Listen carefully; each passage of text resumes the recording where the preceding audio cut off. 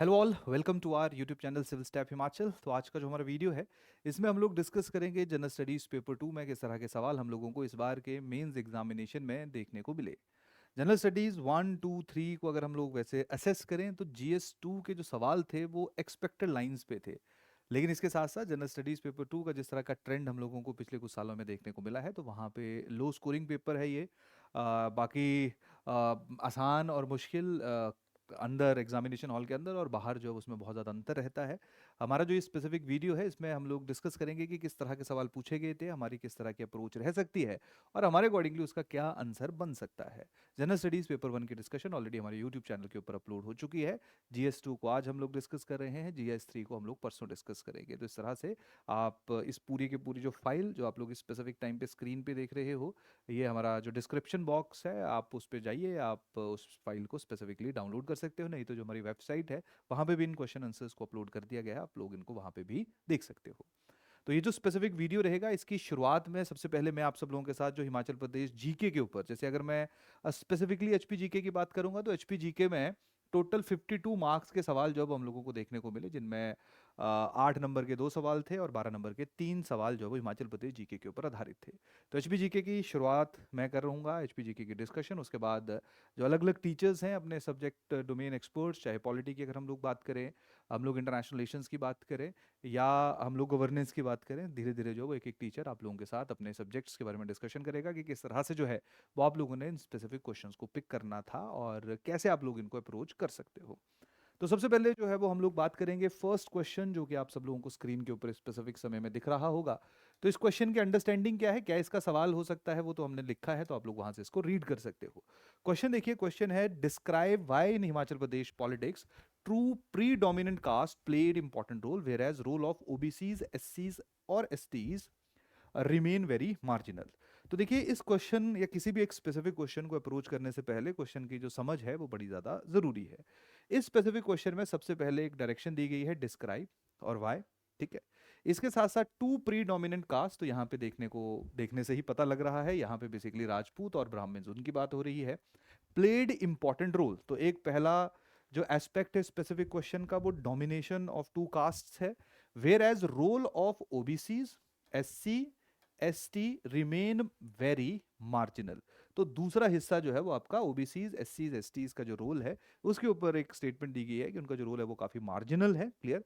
तो आप लोगों का जो दूसरा एस्पेक्ट है स्पेसिफिक क्वेश्चन का, वो इसको एड्रेस करना है। तो देखिए, हमारा एक जो क्वेश्चन है, इसमें दो पार्ट्स हैं, एक domination of Rajput and Brahmins है जो इनडायरेक्टली लिखा हुआ है, जो समझ आ रहा है, और दूसरा हिस्सा ओबीसीज, एससी, एसटीज की जो मार्जिनल पार्टिसिपेशन है उसकी बात है।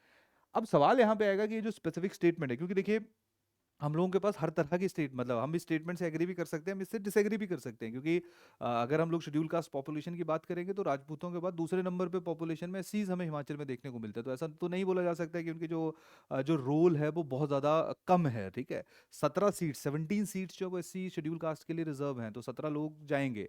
तो ऐसा नहीं बोल सकते हैं कि रोल जो है वो बहुत ज़्यादा मार्जिनल। लेकिन जो सवाल है, इस सवाल की जो अंडरस्टैंडिंग है उसको हम लोग कैसे कर सकते हैं, यहाँ पे डायरेक्शन है। अगर मान लीजिए यहाँ पे कमेंट के साथ ये लाइन होती, यानी आप लोगों से पूछा गया होता, तो आप दोनों स्टेटमेंट दे सकते हो, कि जहाँ पे आप इस दी हुई स्टेटमेंट से एग्री भी कर सकते थे और डिसएग्री भी कर सकते थे। बट यहाँ पे डिस्क्राइब वाई है, तो डिस्क्राइब जो है वो आपने बेसिकली इसी की ही डिटेलिंग करनी है। ठीक है। इसी की ही जो डिटेल्स हैं वो आप लोगों ने यहाँ पे मेंशन करनी है। क्लियर। तो मतलब ये जो स्पेसिफिक स्टेटमेंट है, ये क्यों लिखी गई है, कैसे मार्जिनल रोल है, उसके क्या रीजन हो सकते हैं, और कैसे डोमिनेशन है टू कास्ट की, उसके क्या रीजंस है, क्या कारण है, क्या फैक्टर्स हैं, उनको बेसिकली हम लोगों ने अपने आंसर्स के अंदर लिखना था। अब देखिए, सीधी सी बात यही है कि जब हम लोग डेमोक्रेसी की बात करते हैं, तो डेमोक्रेसी में जिनका पॉपुलेशन परसेंटेज जो है वो ज़्यादा होगा, उनके ज़्यादा चांसेस होंगे पावर को कंट्रोल करने के लिए। तो जब हम लोग पॉपुलेशन डिस्ट्रीब्यूशन देखते हैं, तो जो राजपूत कम्युनिटी है उनकी सबसे ज़्यादा पॉपुलेशन है हिमाचल में, तो वो ऑटोमेटिकली जो उनकी डोमिनेशन हमें पॉलिटिकल स्फीयर में देखने को मिलेगी।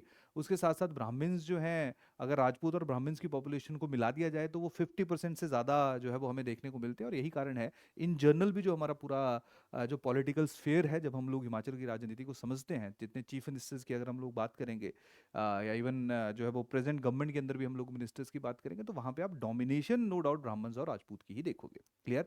तो यहाँ पे पॉपुलेशन एक बहुत बड़ा रोल है, क्योंकि 50% से ज़्यादा पॉपुलेशन इन दो कास्ट की हमें देखने को मिलती है।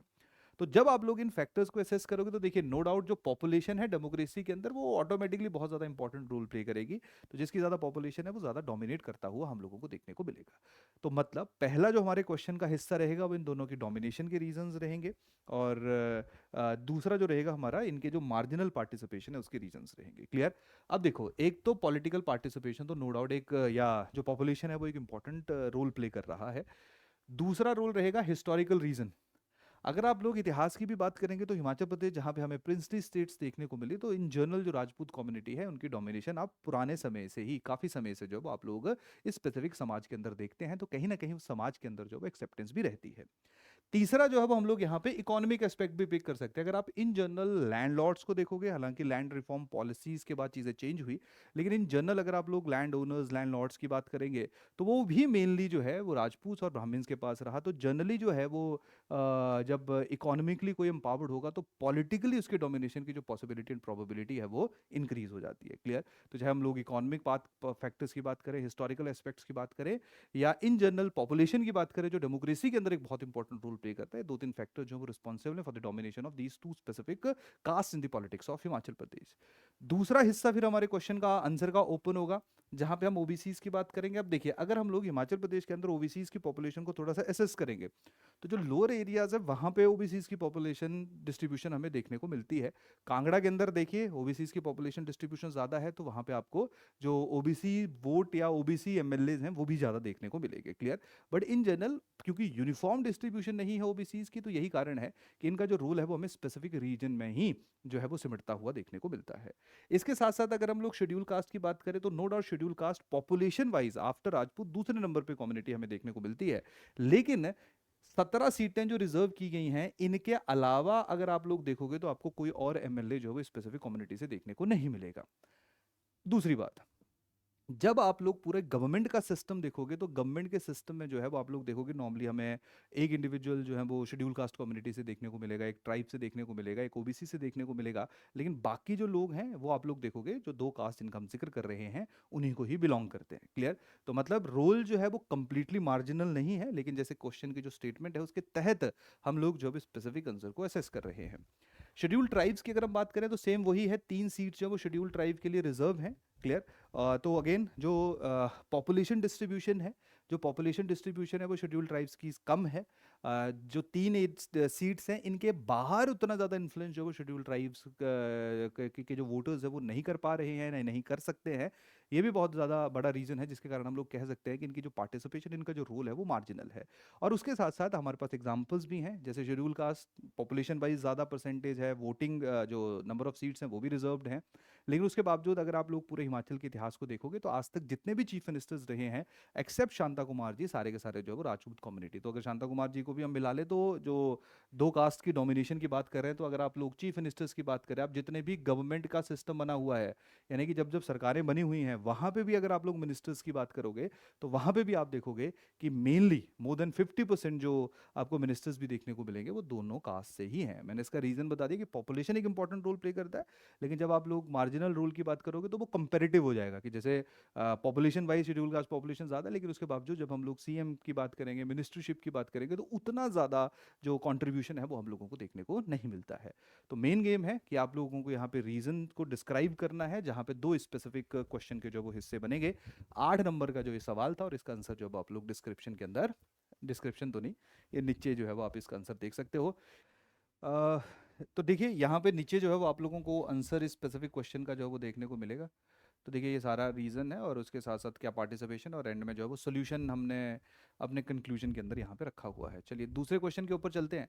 Explain the various steps taken by the Himachal Pradesh government. अब देखिए जो फर्स्ट क्वेश्चन अभी हम लोगों ने डिस्कस किया, इसी तरह का question role of caste in the politics of Himachal Pradesh हमें 2 साल पहले देखने को मिला था। तो काफ़ी हद तक उसी टेंजेंट के ऊपर जो वो ये क्वेश्चन डिजाइन किया गया था। दूसरे सवाल के ऊपर अगर हम लोग आएंगे तो explain the various steps taken by the Himachal Pradesh government for effective public service delivery. तो देखिए जब हम लोग एक्सप्लेन देख लेंगे तो एक्सप्लेन का सीधा सीधा मतलब आ जाएगा कि राइट इन डिटेल, जहां पे आप अगर किसी स्टेप के बारे में लिख रहे हो तो अगर उससे रिलेटेड अगर आपके पास डिटेलिंग रहेगी, जैसे मान लीजिए अगर हम हिमस्वान की बात कर रहे हैं तो उससे रिलेटेड अगर हमारे पास डाटा है, जो सर्वे की रेफरेंस है वो हम लोग कहीं ना कहीं पिक कर सकते हैं, तो हमारा जो आंसर है वो काफ़ी इफेक्टिव हो सकता है। क्लियर? सिमिलरली जो है वो अगर हम लोग Himachal Pradesh public service guarantee act की बात करें तो उस गारंटी एक्ट के अंदर कितना परसेंट जो है हमें टाइमली सेटलमेंट देखने को मिल रहा है, अगर वो हमारा डाटा हमारे पास है जो सर्वे से कहीं ना कहीं जो हम लोग फेच कर सकते हैं, तो उससे जो हमारा आंसर सही हो सकता है। तो यहाँ पे बेसिकली स्ट्रेट फॉरवर्ड क्वेश्चंस था। Different administrative reforms directly syllabus का हिस्सा है, वहाँ पे पब्लिक सर्विस डिलीवरी से रिलेटेड जो हैं, तो यहाँ पे थोड़ा सा मैंने इसको ऐसे कैटेगराइज किया हुआ है। डिजिटल गवर्नेंस की अगर हम बात करें तो उसमें जैसे हिमस्वान आ गया, ठीक है, लोक मित्र केंद्र आ गया, ई ऑफिस सिस्टम आ गया, इनकी क्या क्या परफॉर्मेंस जो हम लोगों को देखने को मिल रही है। तो आप लोग इस स्पेसिफिक क्वेश्चन को यहाँ से देख सकते हो। 5,000 से ज़्यादा लोक मित्र केंद्र की एस्टेब्लिशमेंट हो चुकी है। ई ऑफिस सिस्टम जो है वो एफिशिएंट कंट्रीब्यूशन कर रहा है।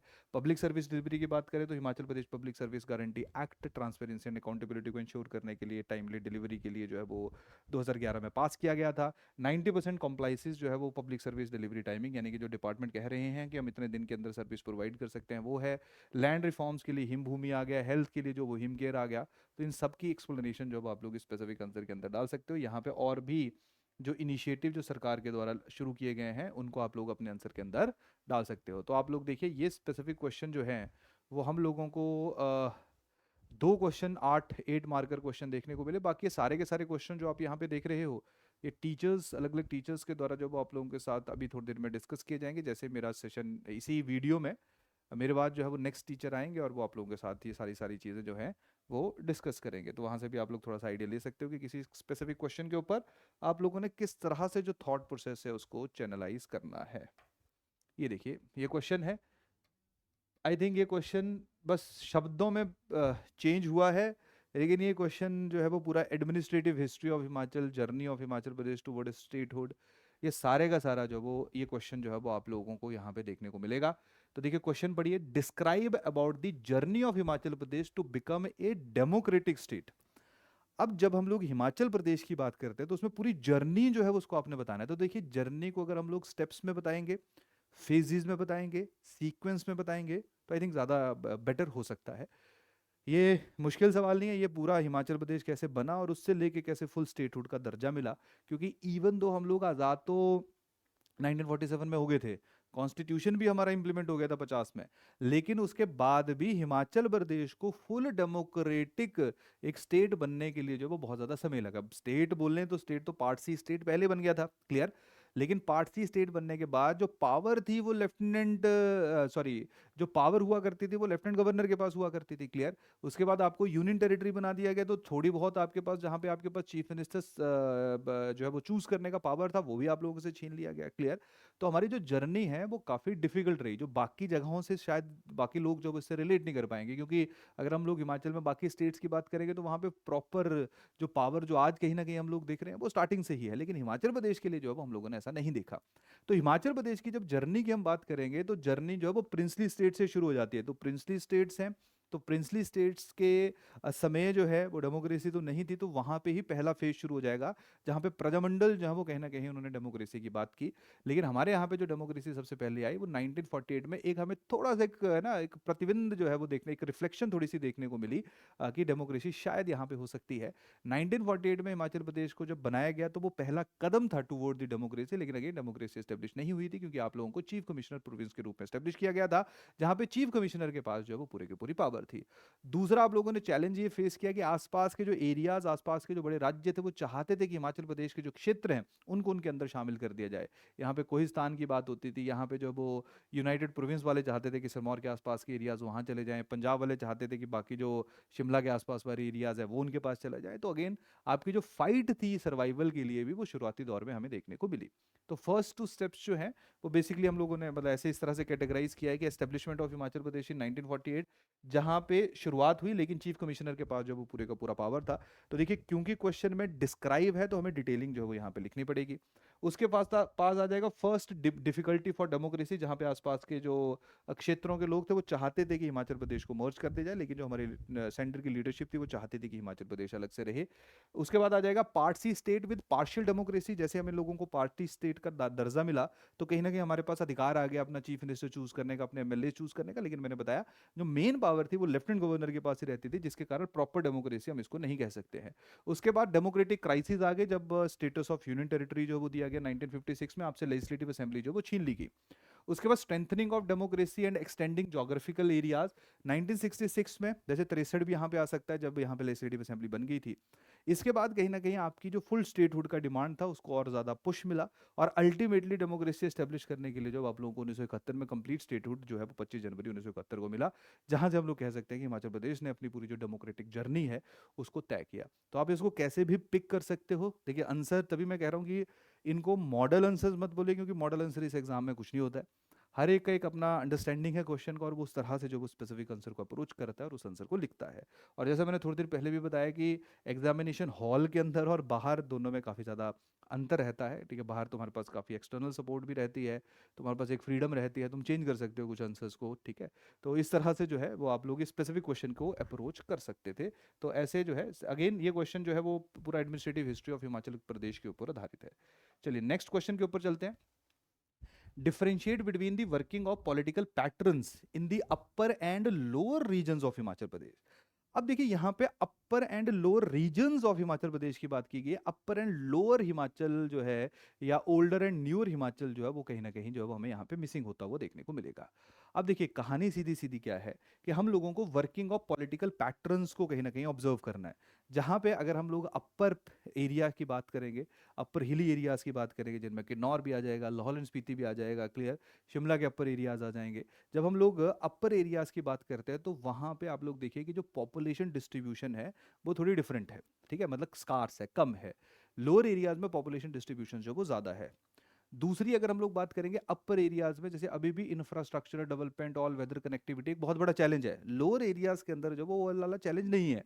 तो जब आप पॉलिटिकल लीडरशिप की बात करेंगे तो कोई पॉलिटिकल लीडर जो है वो जब अपर एरियाज में जाएगा तो वो मेनली इंफ्रास्ट्रक्चर की बात करेगा, कनेक्टिविटी की बात करेगा। लेकिन जब वही राजनीति नीचे लेके आ जाएगी जहाँ पे पॉपुलेशन बहुत ज़्यादा है तो वहाँ पे शायद एम्प्लॉयमेंट की बात होगी, क्लियर, वहाँ पे टेक्नोलॉजिकल एडवांसमेंट की बात होगी। तो मतलब जब आप लोग पूरा पॉलिटिकल पैटर्न ऑब्जर्व करोगे तो वो पॉलिटिकल पैटर्न अलग अलग एस्पेक्ट्स के ऊपर आधारित है, वो जोग्राफिकल एस्पेक्ट्स के ऊपर भी आधारित है। इसके साथ साथ जब हम लोग इस पैटर्न को ऑब्जर्व करोगे तो क्योंकि मैक्सिमम जो पोर्शन, मैक्सिमम जो इस टाइम पे पॉलिटिकल हमारा पूरा लीडरशिप है वो कहीं ना कहीं अपर रीजन्स जो हैं वो ओल्डर हिमाचल को बिलोंग करते थे, जो लोअर रीजन्स हैं वो न्यूअर हिमाचल को बिलोंग करते थे।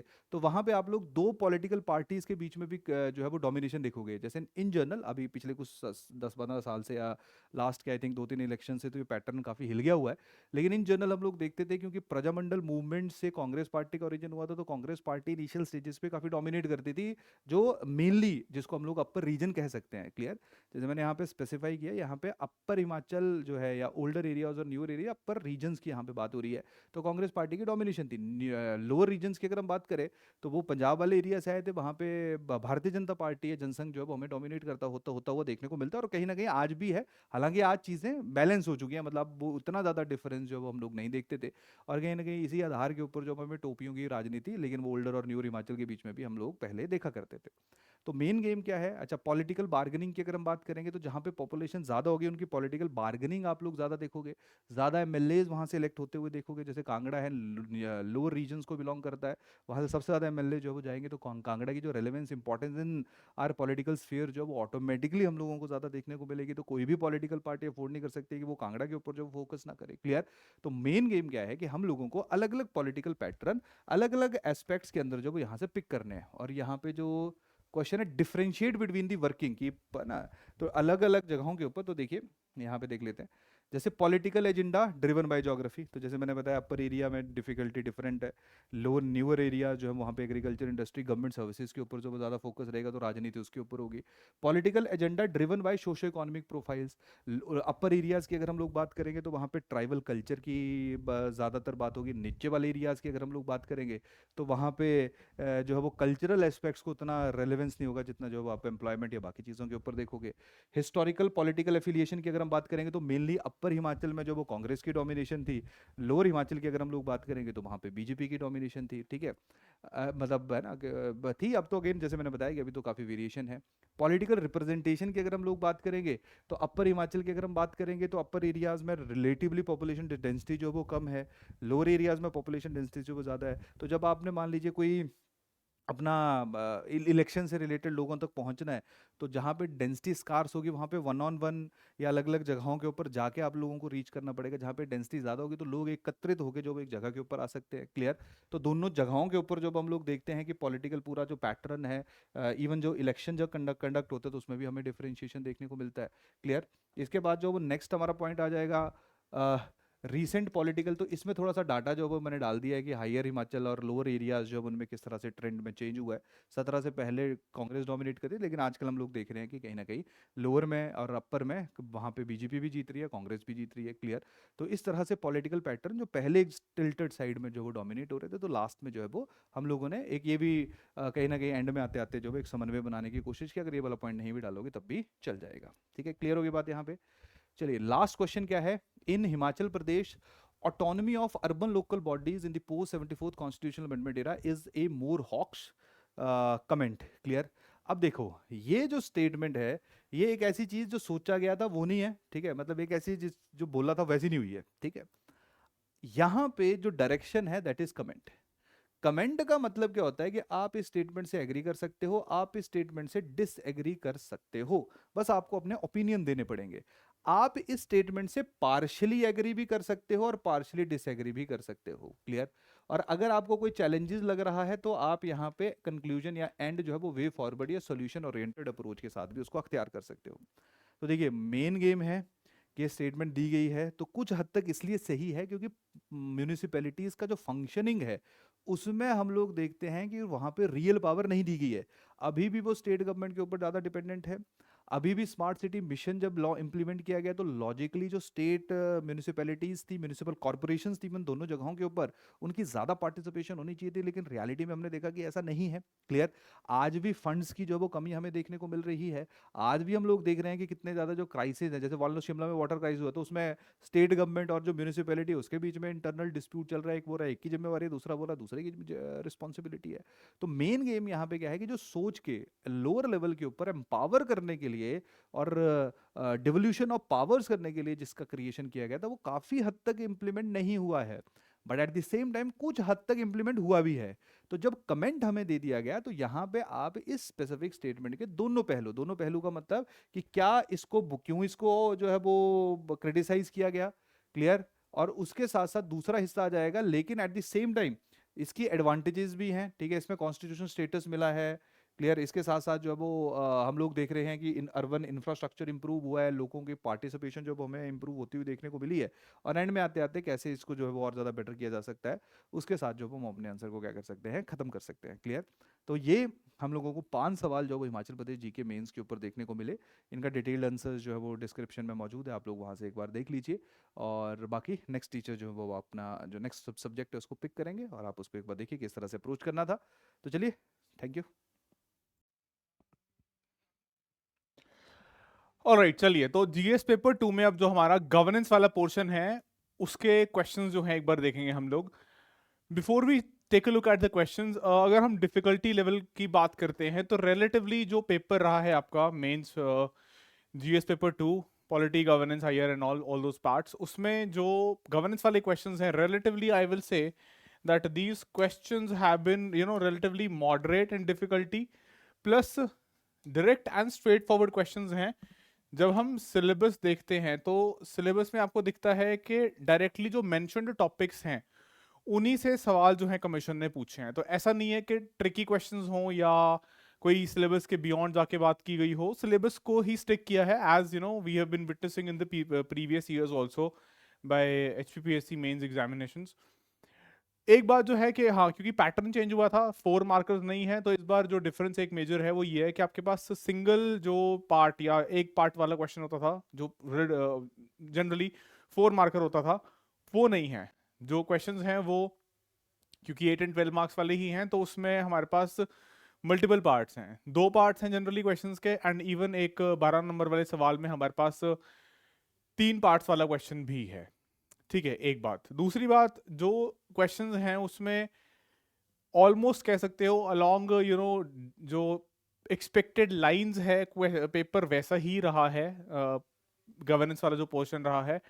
और मैनेजेबल था, डूएबल था। अगर किसी ने ठीक से प्रिपरेशन करी है अपने गवर्नेंस वाले पोर्शन की, तो उसके लिए इस पेपर को अटेम्प्ट करना, I would say that was not a big task, it was easily doable, it was easily manageable.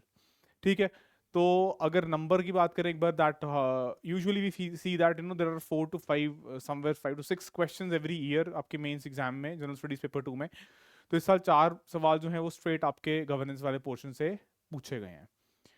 ठीक है, तो वेटेज तो रहा ही है, बट क्वेश्चंस जो हैं वो मैनेजेबल रहे हैं। चलिए, तो जो पहला सवाल है वो देख लेते हैं एक बार। वो what is this first question saying?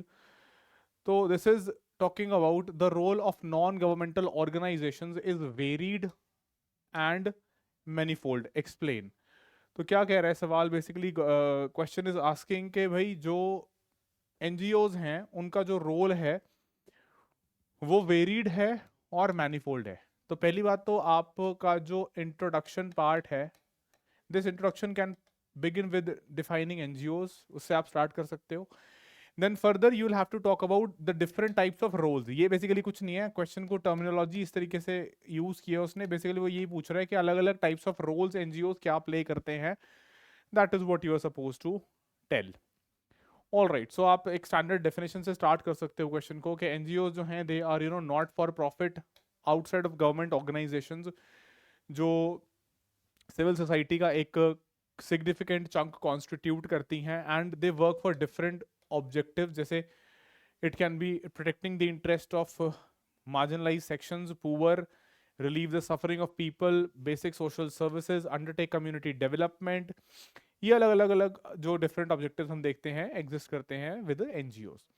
साथ ही साथ they are not a part of the government, yes they are organized in structure, they may be registered with the government, and अलग अलग एक्ट्स के तहत हो सकता है, जैसे for example societies registration act जो है उसके तहत दे कैन रजिस्टर देमसेल्व्स। ठीक है, चलो, then this will be your opening part. Coming to the main body of the question, अब यहाँ पे हम बात करनी स्टार्ट करेंगे धीरे धीरे कि डिफरेंट या वेरिड रोल्स क्या क्या हैं जो NGOs can play. So first you can से कि एक इसका जो प्राइमरी रोल रहता है एक नॉन गवर्नमेंटल ऑर्गेनाइजेशन का is as an advocate. Advocate यानी for the advocacy of the rights of the people, है ना। एज अ वॉचडॉग भी है, as an advocate of the rights भी है, एज अ कैंपेनर भी है, एज अ मोबिलाइजर भी है, ओपिनियन मेकर भी है ना।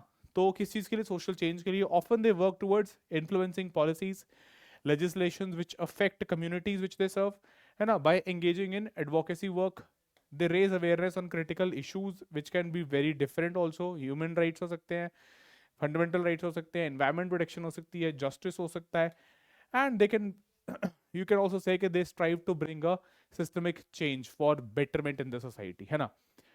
चलो, then further different roles, अगर हम कुछ specific heads के अंडर देखें तो you can say that they are promoting grassroots mobilization, crucial role play करते हैं इसके अंदर, empowering individuals, है ना। साथ ही साथ providing them with the knowledge and tools which are necessary कि अगर वो advocate करना चाहें अपने खुद के जो भी उनके अधिकार हैं और जो भी उनके हित हैं, rights and interests, plus the bottom up approach जो है that ensures के voice जो है किसका, जो भी marginalized हैं, left outs हैं, बॉटम स्ट्रेटा पे हैं सोसाइटी के लोग, है ना, इनके भी अंडर रिप्रेजेंटेटेड की इनकी आवाज भी सुनी जाए, है ना। And fostering a society which values inclusivity and diversity, so that can be the second part. Third thing which you can talk of is humanitarian assistance. खास तौर पे हम देखते हैं they also assist not just the people but also the government, also the administration. कभी भी कोई आपदा है, जैसे हमारे पास एक एग्जाम्पल बहुत अच्छा है by the NGO that is in operative in the southern part of the country, Kerala में, कुडुम्बुश्री, जिसका हम देखने को मिला कि जब फ्लड्स वाला क्राइसिस हुआ, केरला फ्लड्स वाला, तो वहां पे they played a very prominent role in assisting the state, है ना। तो हम वही बोल रहे हैं कि क्राइसिस में जैसे नेचुरल डिजास्टर है, कॉन्फ्लिक्ट्स है, NGOs are often among the first to respond with humanitarian assistance. साथ ही साथ प्रोवाइडिंग एसेंशियल सर्विसेज जैसे फूड हो गया, शेल्टर हो गया, फर्स्ट एड या मेडिकल केयर हो गया, साइकोलॉजिकल सपोर्ट हो गया जो अफेक्टेड लोग हैं वहाँ पे, प्लस इनकी फ्लेक्सिबिलिटी एंड जो इनकी एबिलिटी है जल्दी से एक्ट करने की, है ना, it makes them more efficient then larger more bureaucratic institutions. जो हमें देखने को मिलता है कि रिस्पॉन्ड तो करते हैं but it they take some amount of time while they respond. वो स्टेट का apparatus ऐसा है उसमें, ठीक है, that is something which we acknowledge. Then next we can say community development and empowerment. तो ये क्या है, हम बोलते हैं कि they're instrumental in developmental projects which aim to improve the quality of life for individuals and groups. साथ ही साथ डिफरेंट डेवलपमेंटल वर्क्स जैसे building certain institutions, schools, health care facilities, vocational training provide करना, एटसेट्रा एटसेट्रा, है ना। तो ये क्या करता है, कम्युनिटी को ज़्यादा सेल्फ रिलायंट बनने में एंड सस्टेनेबल बनने में लॉन्ग टर्म में हेल्प करते हैं। तो that is what you can also mention here. Then further coming towards the concluding part, आप लिख सकते हो कि देखो ये जो है लास्टली क्या कर रहे हैं, एक मिनट, या लास्टली ये क्या कर रहे हैं कि जो आपका एजुकेशन और कैपेसिटी बिल्डिंग वाला जो रोल है, that is promoting providing education and capacity building. So क्या बोल रहे हैं हम कि एजुकेशन जो है वो कहा गया है कॉर्नर स्टोन है एनजीओ एक्टिविटीज का। मल्टीपल एनजीओज हैं which are associated with imparting education and facilitating education to the left out section, to the marginalized, to the poor. So providing educational opportunities to children, adults alike, helping reduce illiteracy and equipping individuals with the skills needed to participate fully in the society. साथ ही साथ through capacity building workshops और types के through as a bridge कह लो act करना between the society and the government और the state, के समाज और स्टेट के बीच में as a conduit, as a bridge, as a connecting you can say pillar की तरह एक्ट करते हैं NGOs. So they strengthen the abilities of other CSOs, enhancing their impact and efficiency. So we see that their role is manifold, their role is varied, जो हमने यहाँ पे सारा elaborately बता दिया. So that will be sufficient to address this first part of the question. Explain the main recommendations of the second Administrative Reforms Commission on ethics in governance in India. On ethics in governance in India. अब देखो ये SARC ने ethics in governance को लेके जो बात कही है, बेसिकली हमारी जो फोर्थ रिपोर्ट हम डील करते हैं वो यहाँ पे क्रूशल हो जाएगी, राइट। तो फर्स्ट थिंग्स फर्स्ट, हम क्या बोल सकते हैं यहाँ पे, that you can start with the basic premise which can be a definition based opening, that is ethics in governance जो है set of moral principles, standards that guide the actions and decisions of leaders and organizations, plus it's vital part of modern governance and helps ensure that decisions are legal, just and right. फिर आप आ सकते हो उसके बाद main body पे। Main body में देखो हम डायरेक्टली मूव करेंगे SARC की रिकमेंडेशंस के ऊपर। तो SARC ने कई सारे रिकमेंडेशंस दिए हैं, जैसे यू कैन स्टार्ट विद के ऑफिस ऑफ एथिक्स कमिश्नर जो है can be constituted in the house of each house of parliament, house of people and council of states. साथ साथ ये जो फंक्शनिंग है अंडर स्पीकर या चेयरमैन के अंडर करे, would assist the committee on ethics in discharge of its functions, advise members when required and maintain the necessary records. के इसकी फंक्शन के बारे में भी SARC ने इस प्रकार से उल्लेख किया है। Then further, in respect of the states, Commission recommends the following. क्या बोलता है Commission? SARC Second Administrative Reforms Commission that जो भी विधानसभाएं हैं या जो स्टेट लेजिस्लेचर्स हैं, अगर बाय कैमरल है तो MLC और जो दूसरा आपका अपर हाउस हो जाएगा, they can adopt a code of ethics and a code of conduct for their members. किस प्रकार से जैसे कैरी आउट करने हैं अपने एक्शंस, अपने कॉन्डक्ट। फिर एथिक्स कमिटीज में भी constitute with well defined procedures for sanctions in case of अगर कोई transgressions है, to ensure ethical conduct of their members. Then further, registers of members' interests may be maintained with the declaration of interest by members of the state legislatures, के विधानसभा के जो वहाँ पे members हैं। Plus very importantly जो वार्षिक reports की बात की गई है, annual reports providing details including transgressions that can be placed on record, उसको टेबल किया जा सकता है on the floor of the house, ठीक है। तो ये SARC ने बोला with respect to the states, ठीक है। फिर एक और ऑफिस ऑफ एथिक्स कमिश्नर के बारे में बात की गई, that can be constituted by each house of the state legislature. ये कैसे फंक्शन करेगा रिस्पेक्टिवली, जैसे लोकसभा या राज्यसभा की बात कर रहे थे, under the speaker or chairman on the same lines or on the same pattern as suggested for the parliament. So this is how you can cover the entire SARC recommendations. ठीक है, चलिए अगला सवाल जो था that was describe the various efforts which have been made for welfare of the children in India. क्या बोल रहा है सवाल? Several efforts have been made. अच्छा, कि अलग अलग कौन कौन से वेलफेयर से रिलेटेड चिल्ड्रन के लिए एफर्ट्स जो हैं वो किए गए हैं। तो ये आपके पास जो सिलेबस में क्लियरली मेंशन्ड है ना, इनिशिएटिव्स और scheme, marginalised groups, vulnerable groups including women, children, SC, ST etcetera, ये उस पार्ट से सवाल पूछा गया है। तो इसमें आप अलग अलग बातें कर सकते हो, लेकिन यहाँ ध्यान रखना ये स्टेट के रिस्पेक्ट में नहीं पूछा है, इंडिया के रिस्पेक्ट में पूछा है। ठीक है, तो हम स्टार्टिंग कर सकते हैं कि अलग अलग कई सारे एफर्ट जो हैं वो किए गए हैं अलग अलग सेक्टर्स में, cutting across health, education, their overall development etcetera, है ना। तो ये in collaboration with international organizations, NGO, civil society, government from time to time कुछ ना कुछ स्टेप्स लेती रहती है। सो जैसे you can talk about national child policy, I just glance over the different steps, then ICDS scheme, then midday meal scheme. इसी में आप in this point only you can also talk about the PM पोषण and the समग्र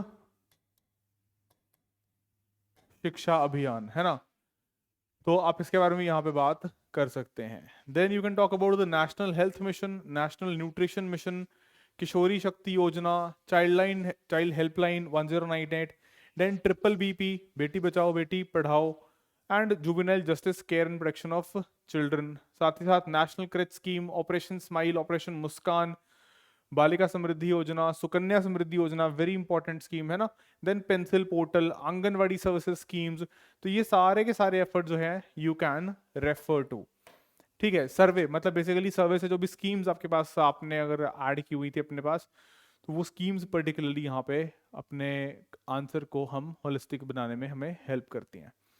ठीक है, so just conclude आप कर सकते हो कि दीज एफर्ट्स कलेक्टिवली, है ना, they focus on ensuring that जो भी भारत में बच्चे हैं they receive the necessary support for their overall wellbeing, development and protection. So this is what the question was all about. चलिए, then next we have another question, what do you mean by governance. Multiple parts हैं, बड़ा question है, 12 marks का है। क्या पूछ रहा है? पहली बात तो 3 पार्ट्स में डिवाइडेड है। What do you mean by governance, that is the first part. Second, how is it different from government, and what role does the civil society play in governance of India? तो अब देखो यहाँ पे सवाल दिखने में थोड़ा बड़ा लग रहा है, लेकिन it is pretty much simple, it is pretty much straight forward. बहुत ज़्यादा कोई डिफिकल्टी लेवल यहाँ पे भी देखने को नहीं मिल रहा है। सिंपल पूछा है गवर्नेंस क्या है, दूसरा पूछा है कि गवर्नमेंट और गवर्नेंस में अंतर क्या है, how they are different from each other, and फिर सिविल सोसाइटी के साथ जोड़ दिया गवर्नेंस को कि भारत में जो है सिविल सोसाइटी क्या रोल प्ले करती है इन गवर्नेंस ऑफ इंडिया, राइट।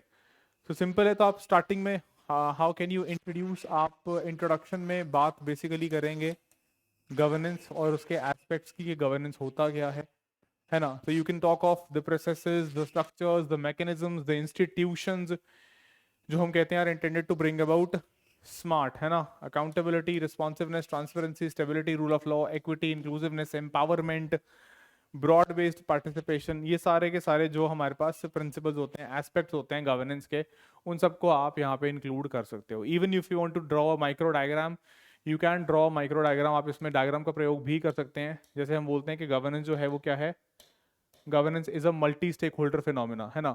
तो you can draw it like this के since it involves multiple stakeholders which include the state, the civil society and the market, है ना। तो इस तरीके से जो हमारे ये ओवरलैपिंग सर्कल्स होते हैं, this way you can also depict it using a simple micro diagram like this. ठीक है जी। देन फर्दर ये हो गया, फर्स्ट हमने एड्रेस किया।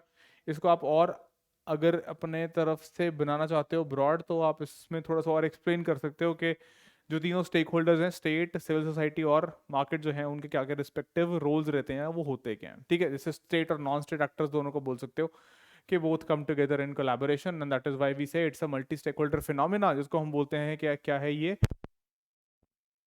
चलो फिर let's come to this now, जो सेकंड पार्ट था क्वेश्चन का, दैट इज द डिफरेंस और comparison between government and governance.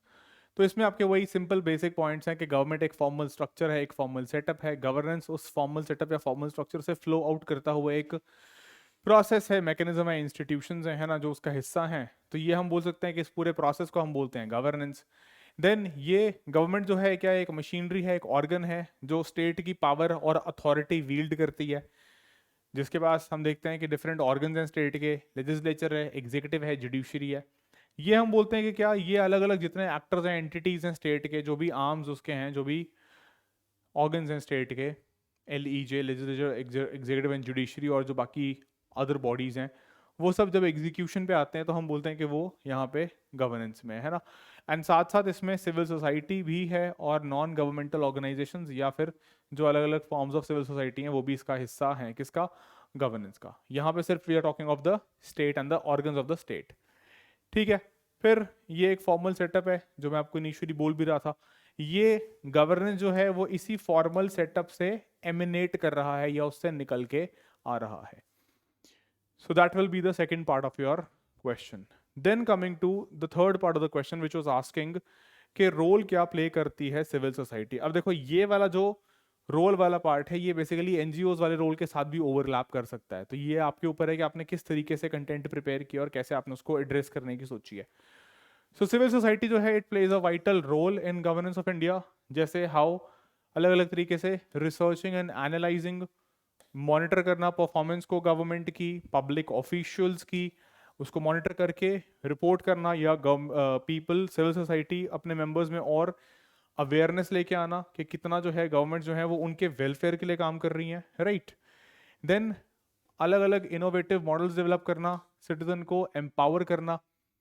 Simple सी बात है कि अगर हम बोलते हैं कि एक इन्फॉर्म्ड सिटीजन है, एक अवेयर, एक जागरूक नागरिक है, तो डेफिनेटली एन इन्फॉर्म्ड सिटीजन, एक जागरूक नागरिक या एक informed citizen is always said to be an empowered citizen, right. कि वो जो है जागरूक है, उसको पता है कि सरकारें क्या कर रही हैं, क्या नहीं कर रही हैं, और उसके अधिकार जो हैं वो भी उसको बेटर पता है। So then next, developing innovative models के कुछ अपनी तरफ से इनोवेट करके कुछ नया सोल्यूशन सजेस्ट कर सकते हैं। So they can pilot, test new models of changes, share these best practices, and they can also help replicate such models across the country, है ना। चलो then further, building a sense of community, मतलब कि हम सभी भारतीय जो हैं अल्टीमेटली जो भाईचारा या जो फ्रेटर्निटी की बात होती है, और उसमें having a community bond together, right, वो यहाँ पे हम बोल रहे हैं। Plus strengthening the state itself, कि CSO जो हैं स्टेट को और अकाउंटेबल, रिस्पॉन्सिव, इंक्लूसिव बना सकती हैं, जिससे होगा क्या कि एक तरफ जो आपकी स्टेट है और दूसरी तरफ जो आपका सिटीजन या सिविल सोसाइटी है पूरा, इनके बीच का जो बॉन्ड है, इनके बीच का जो रिलेशनशिप है वो और स्ट्रॉन्ग ग्राउंड्स पे होगा, है ना। अकाउंटेबल होने से स्टेट की कोई पावर अथॉरिटी कम नहीं हो रही है, रादर सिर्फ उसकी राइचियसनेस को जो है हम बढ़ावा दे रहे हैं, ठीक है। तो ये बेसिकली हमें देखने को मिला कि ये जो है थर्ड पार्ट था हमारे क्वेश्चन का, एंड रिलेटिवली एड्रेसेबल था, मैनेजेबल था, ठीक है। जो फर्स्ट क्वेश्चन मैंने एनजीओस वाला कराया था, आप उसमें ये वाले इनमें से भी कुछ पॉइंट्स आपके आ सकते हैं, ठीक है। वो कंटेंट जो है वो अकॉर्डिंगली होता है कि अगर आप उसमें और ऐड कुछ करना चाह सकते हो, तो जैसे वॉच डॉग मैंने बोला, या कैंपेनर बोला, एडवोकेसी ऑफ राइट्स के लिए बोल सकते हैं। तो वो सिविल सोसाइटी वाले जो कॉमन पॉइंट्स हैं कुछ, वो यहाँ पे भी हमने यूज करे हैं, which can also be a part of your first question जो हमने पहला एनजीओस वाला डिस्कस किया था, ठीक है। बाकी एज सच कोई डिफिकल्टी इतनी नहीं थी, सिंपल क्वेश्चन था, ठीक है। चलिए बाकी कॉम्पोनेंट्स आपके जो है वो डिस्कस होंगे जीएस पेपर 2 के। Thank you.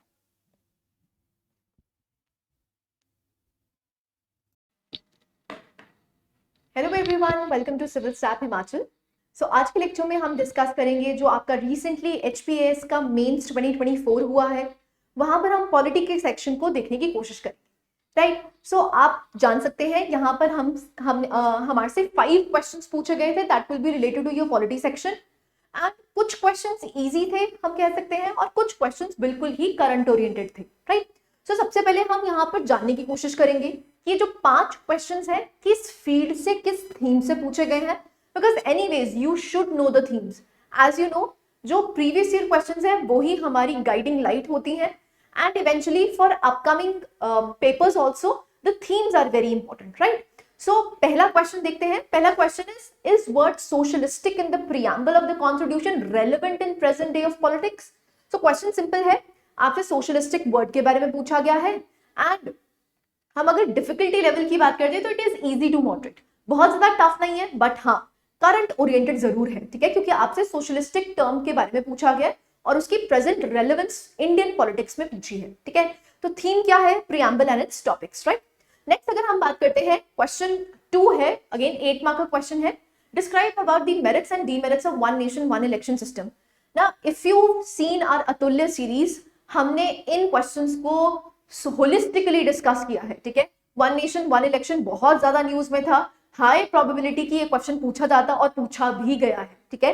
तो हम कह सकते हैं this is an easy question, ये सभी अटेम्प्ट करके आए होंगे एंड इवेंचुअली करंट अफेयर्स में बहुत ज्यादा था, ठीक है। सो ये इलेक्शंस थीम से आपको देखने को मिलता है।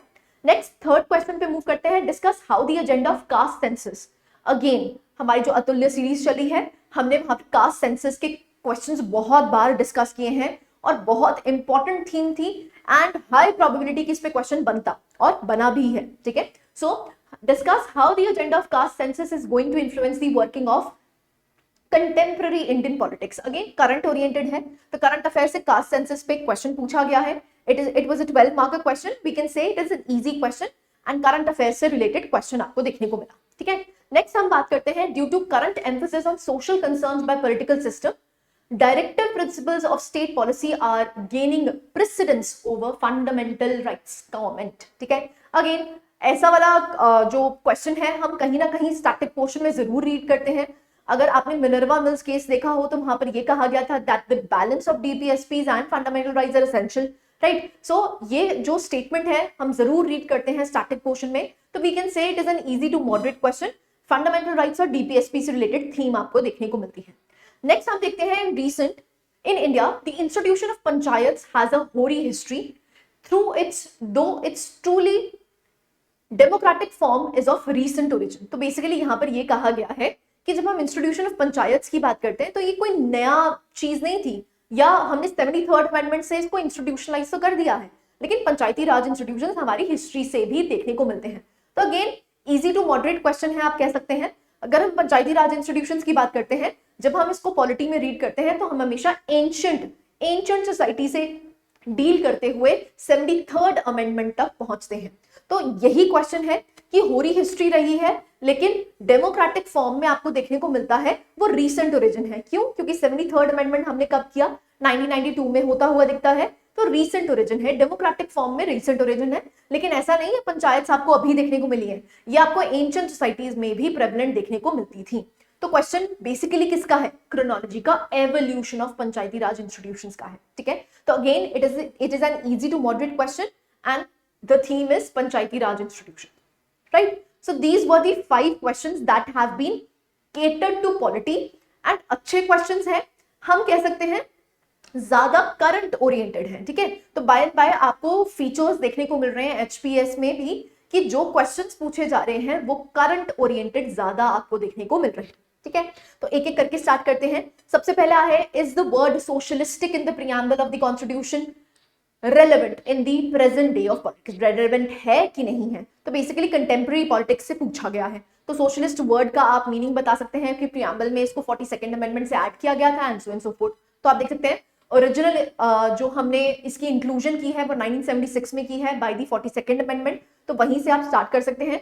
42nd अमेंडमेंट में यहाँ पर इंदिरा गांधी के टाइम में सोशलिस्ट वर्ड, सेक्युलर वर्ड और इंटेग्रिटी वर्ड को ऐड किया गया, और वहां से हमें देखने को मिलता है कि true form of socialism start हुआ था। दो हमारा कॉन्स्टिट्यूशन हमेशा से ही सोशलिस्टिक था। क्यों? क्योंकि जो हमारे सोशलिस्टिक डेमोक्रेटिक आइडियल्स हैं वो हमारे कहां पर प्रेजेंट थे? That is in the DPSPs. So it was always present, but explicit word कब ऐड किया जाता है? 1976 में 42nd अमेंडमेंट के बाद। नाउ अगर हम कहते हैं कि आज ये रेलेवेंट है कि नहीं, तो सोशलिज्म प्रैक्टिस में आपको कैसे देखने को मिलता है, तो आप देख सकते हैं जब हम प्रैक्टिस की बात करते हैं तो इंडियन इकोनॉमी 1991 जो एलपीजी रिफॉर्म्स हैं उसके बाद काफी ज्यादा हम कह सकते हैं एक तरह से ट्रांसफॉर्म हुई है। So the government still plays a strong role. Government आज भी एक स्ट्रॉन्ग रोल प्ले करती है जिसमें वो रेगुलेट करती है और गाइड करती है इकोनॉमिक एक्टिविटीज को। एफर्मेटिव एक्शंस लिए जाते हैं मार्जिनलाइज्ड ग्रुप्स के लिए। तो आज भी जब हम सोशलिज्म की बात करते हैं, सोशलिज्म का मतलब ही क्या है, वेलफेयर ऑफ द पीपल, तो आज भी गवर्नमेंट एक क्रूशियल रोल निभाती है। ठीक है, ऐसी कंटेम्प्रेरी इकोनॉमिक पॉलिसीज की बात करते हैं तो आप देख सकते हैं यहाँ पर एग्जांपल से कोट करना है, जैसे अमजी नरेगा की अगर बात करते हैं, Mahatma Gandhi national rural employment guarantee act, ऐसे प्रधानमंत्री आवास योजना की बात करते हैं, आयुष्मान भारत की बात करते हैं। ये सारे हैं क्या, ये सोशलिस्टिक प्रिंसिपल्स को ही फर्दर करते हैं, केटर करते हैं। तो एक तरह से हम कह सकते हैं जितनी भी वेलफेयर स्कीम्स चल रही है वो एक्चुअली में क्या है, वो हमारे सोशलिस्टिक प्रिंसिपल्स को ही आइडियलाइज करती है। ऐसी पॉलिटिकल डिस्कोर्स की अगर बात करते हैं तो ये जो सोशलिज्म है ये आज भी रेलेवेंट है। क्यों? क्योंकि आपको देखने को मिलता है सोशलिस्टिक गवर्नमेंट गवर्नेंस जो है वो आज भी वेलफेयर एक्टिविटीज से, वेलफेयर स्कीम से प्रमोट हो रही है। ऐसे ही अगर हम public sector versus private sector की बात करते हैं तो आप देख सकते हैं जो पब्लिक सेक्टर अंडरटेकिंग्स हैं, under recent government has raised questions how far the state should go in promoting private enterprise versus maintaining public ownership of key sectors. Some argue that this shift move away from the socialistic principle of the constitution. Now आप देख सकते हैं जो हमारी PSUs है धीरे धीरे करके इसको क्या किया जा रहा है, डिसेंट्रलाइज भी किया जा रहा है और इवेंचुअली ये प्राइवेट सेक्टर्स की तरफ मूव कर रही है। तो हम ये कह सकते हैं थोड़ा रीसेंट शिफ्ट आपको देखने को मिला है कि हम थोड़ा दूर जा रहे हैं किससे, सोशलिस्टिक प्रिंसिपल से। राइट, जुडिशियल इंटरप्रिटेशन की अगर बात करते हैं तो मैं आपको बता चुकी हूं, ये मिनर्वा मिल्स केस में आपको देखने को भी मिला था। सुप्रीम कोर्ट कहता है कि जो सोशलिज्म है इसका मतलब क्या है, to mean achieving social and economic justice through state intervention. So एक तरह से ये गाइडिंग प्रिंसिपल है, कोई रिजिड डॉगमा नहीं है। ऐसे ही राइजिंग इनकम इकोनॉमिक इनइक्वालिटी आपको देखने को मिल रही है। तो रीसेंट टाइम्स में आपको इनइक्वालिटी बहुत ज्यादा हाई देखने को मिलती है। Top 1% of the Indians are holding approximately 52% of the wealth. That means यहाँ पर high inequality है और ये जो socialistic principles हैं ये actually में inequality को कम करने में कामयाब नहीं हुए हैं। ठीक है, तो recent examples आपको बता देने हैं कि recent examples में जो socialism की actually में true meaning है, क्या वो fade away हो रहा है, क्या वो still relevant है। तो still relevant हमने कैसे बता दिया कि जो welfare schemes चल रही हैं वो आज भी चल रही हैं। यहाँ पर जो पब्लिक सेक्टर है वो इंटरवीन करता है, गवर्नमेंट वेलफेयर स्कीम्स आज भी चल रही है। तो सोशलिस्टिक प्रिंसिपल्स आज भी हम एक तरह से गाइडिंग लाइट की तरह लेके चल रहे हैं। लेकिन कुछ इंस्टेंसेस हैं जहां पर ये देखने को मिल रहा है कि हम सोशलिज्म से थोड़ा दूर मूव कर, क्लैरिटी है। नेक्स्ट हम मूव करते हैं that is to the second question जिसमें आपको मेरिट्स और डीमेरिट्स पूछा है। बिल्कुल स्ट्रेट फॉरवर्ड क्वेश्चन है, इजी क्वेश्चन है, वन नेशन वन इलेक्शन के लिए। ठीक है, सो अगर हम यहाँ पर मेरिट्स की बात करते हैं तो सबसे बड़ा मेरिट क्या देखने को मिलता है, कॉस्ट एफिशिएंसी।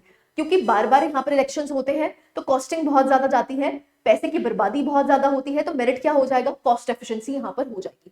नेक्स्ट अगर हम बात करते हैं फोकस रहेगा गवर्नेंस पे, तो हमेशा ही जो पार्टीज हैं, पॉलिटिकल पार्टीज है, वो इलेक्शन मोड में नहीं काम करेंगी। क्योंकि इलेक्शन मोड में रहती है इसलिए बहुत ज्यादा ल्योर करने की कोशिश करती है और हमेशा ही यहाँ पर जो गवर्नेंस है वो पीछे रह जाती है। तो गवर्नेंस पे फोकस ज्यादा रहेगा अगर वन नेशन वन इलेक्शन हो जाता है। ऐसे ही रिड्यूस कर सकता है इलेक्शन फटीग को। तो इलेक्शन फटीग में जो पॉलिटिकल पार्टीज हैं वो हमेशा रहते हैं, क्योंकि जैसे ही लोकसभा के इलेक्शंस खत्म होते हैं तो स्टेट लेजिस्लेटिव असेंबलीज के आ जाते हैं and so and so fourth. Her political party basically election mode में रहती है, तो एक तरह से इलेक्शन फटीग भी रिड्यूस होगी। कर्ब इलेक्टोरल माल प्रैक्टिसेस, जो इलेक्टोरल माल प्रैक्टिसेस आपको देखने को मिलती है वो भी कर्ब हो सकेंगी एंड वोटर टर्नआउट रेशियो भी इंप्रूव होगा। आपको देखने को मिलता है जनरली हमारा वोटर टर्नआउट रेशियो 60% मैक्सिमम आपको देखने को मिलता है। तो ये जो वोटर टर्नआउट रेशियो है ये भी इनहैंस होगा जैसे कि हम वन नेशन वन इलेक्शन की तरफ मूव करेंगे। Now what are the demerits? सबसे पहले लॉजिस्टिकल चैलेंजेस, क्योंकि आपको पता है जब यहाँ पर साइमल्टेनियस इलेक्शंस होंगे लोकसभा और स्टेट लेजिस्लेटिव असेंबलीज के लिए तो आपको मल्टीपल यहाँ पर रिक्रूटमेंट्स करनी पड़ेंगी and eventually you need many EVMs, है ना, वो अभी ईवीएम्स हमारे पास नहीं है। तो लॉजिस्टिकल चैलेंजेस आपको देखने को मिलेंगे। तो क्योंकि इंडिया एक मैसिव कंट्री है, कोई छोटा सा कंट्री तो है नहीं कि यहाँ पर इजीली हम यहाँ पर एक्सेस कर लेंगे, तो लॉजिस्टिकल चैलेंजेस देखने को मिलेंगे। Impact on regional parties and issues, तो रीजनल पॉलिटिकल पार्टीज जो हैं वो बहुत ज्यादा सफर करेंगी क्योंकि यहाँ पर जो नेशनल एजेंडा है वो प्रेमिसी पे आ जाएगा। ठीक है, और जो रीजनल इश्यूज हैं वो थोड़े पीछे रह जाएंगे। तो एक तरह से रीजनल पार्टीज को आपको डिफिकल्टी फेस होती हुई दिखती है। Difficulty in managing election timelines, जो इलेक्शन टाइमलाइंस है वो कैसे मैनेज होंगी, ये भी बहुत ज्यादा एक तरह से डिफिकल्टी है। क्यों? क्योंकि जो लोकसभा के इलेक्शंस है वो काफी ज्यादा आपको देखने को मिलते हैं हेवाय की तरह, जो स्टेट लेजिस्लेटिव असेंबलीज हैं और जो लोकसभा के इलेक्शंस है वो अभी अमालगम नहीं है, सिंक्रोनाइज्ड नहीं है, और इनकी सिंक्रोनाइजेशन के लिए बहुत सारी अमेंडमेंट्स करनी पड़ेंगी, जो कि एक टीडियस टास्क है। ठीक है, ऐसे ही फेडरलिज्म कंसर्न्स भी बहुत ज्यादा एग्जिस्ट करते हैं। पॉसिबल इंपैक्ट हो सकता है वोटर बिहेवियर पे, क्योंकि जो वोटर बिहेवियर है वो किस पे वर्क करेगा, वो नेशनल एजेंडा पे ज्यादा काम करेगा। ऐसे ही कॉन्स्टिट्यूशनल और लीगल हर्डल्स, तो आप देख सकते हैं यहाँ पर आर्टिकल 83, 172, 85, 174, इनको कॉन्स्टिट्यूशन अमेंडमेंट से चेंज करना पड़ेगा, which is a tedious task, बहुत मुश्किल है। इसीलिए हम कह सकते हैं ये इसकी डीमेरिट्स एग्जिस्ट करती हैं। तो बहुत ही स्ट्रेट फॉरवर्ड क्वेश्चन था, आपसे मेरिट्स और डीमेरिट्स पूछे गए। नेक्स्ट क्वेश्चन पे हम मूव करते हैं, that is discuss how the agenda of caste census is going to influence the working of contemporary Indian politics. So आप देख सकते हैं जो कास्ट सेंसस है वो एक तरह से एक पॉलिटिकल एजेंडा, काफी सिग्निफिकेंट पॉलिटिकल एजेंडा देखने को मिला, और इसके लिए बहुत सारी डिबेट्स एंड डिस्कशंस हमारी कंट्री में चली, राइट। तो अब ये कैसे इंपैक्ट कर सकती हैं देख लेते हैं। तो इंपैक्ट ऑन रिजर्वेशन पॉलिसीज, तो सबसे पहले क्या होगा, जो रिजर्वेशन पॉलिसी है now would be data driven. जब आपको पता चलेगा कि हाँ ये marginalize section of the society है, इनको रिजर्वेशन की जरूरत है, तो जो रिजर्वेशन कोटा जो दिया जाता है वो बेसिकली डेटा ड्रिवन होगा। ऐसे ही पॉसिबल एक्सपेंशन ऑफ कोटास की एक्सपेंशन हो सकती है। इलेक्टोरल कैलकुलेशंस और कास्ट बेस्ड मोबिलाइजेशन हो सकता है। तो एज यू नो जो पॉलिटिकल पार्टीज हैं इसको मिसयूज भी कर सकती हैं, और एक तरह से कास्टाइजेशन ऑफ पॉलिटिक्स बहुत ज्यादा हो जाएगा। ठीक है, तो प्रॉब्लम यही एग्जिस्ट करती है कि जो हम कास्ट को एक्चुअली में एलिमिनेट करना चाहते हैं, डिस्क्रिमिनेशन यहाँ से रिमूव करना चाहते हैं, वो और भी ज्यादा स्टिग्मेटाइज हो जाएंगे। ठीक है, तो आप देख सकते हैं redefining political alliances and rise of regional और कास्ट बेस्ड पार्टीज बहुत ज्यादा राइज होती हुई दिखेंगी।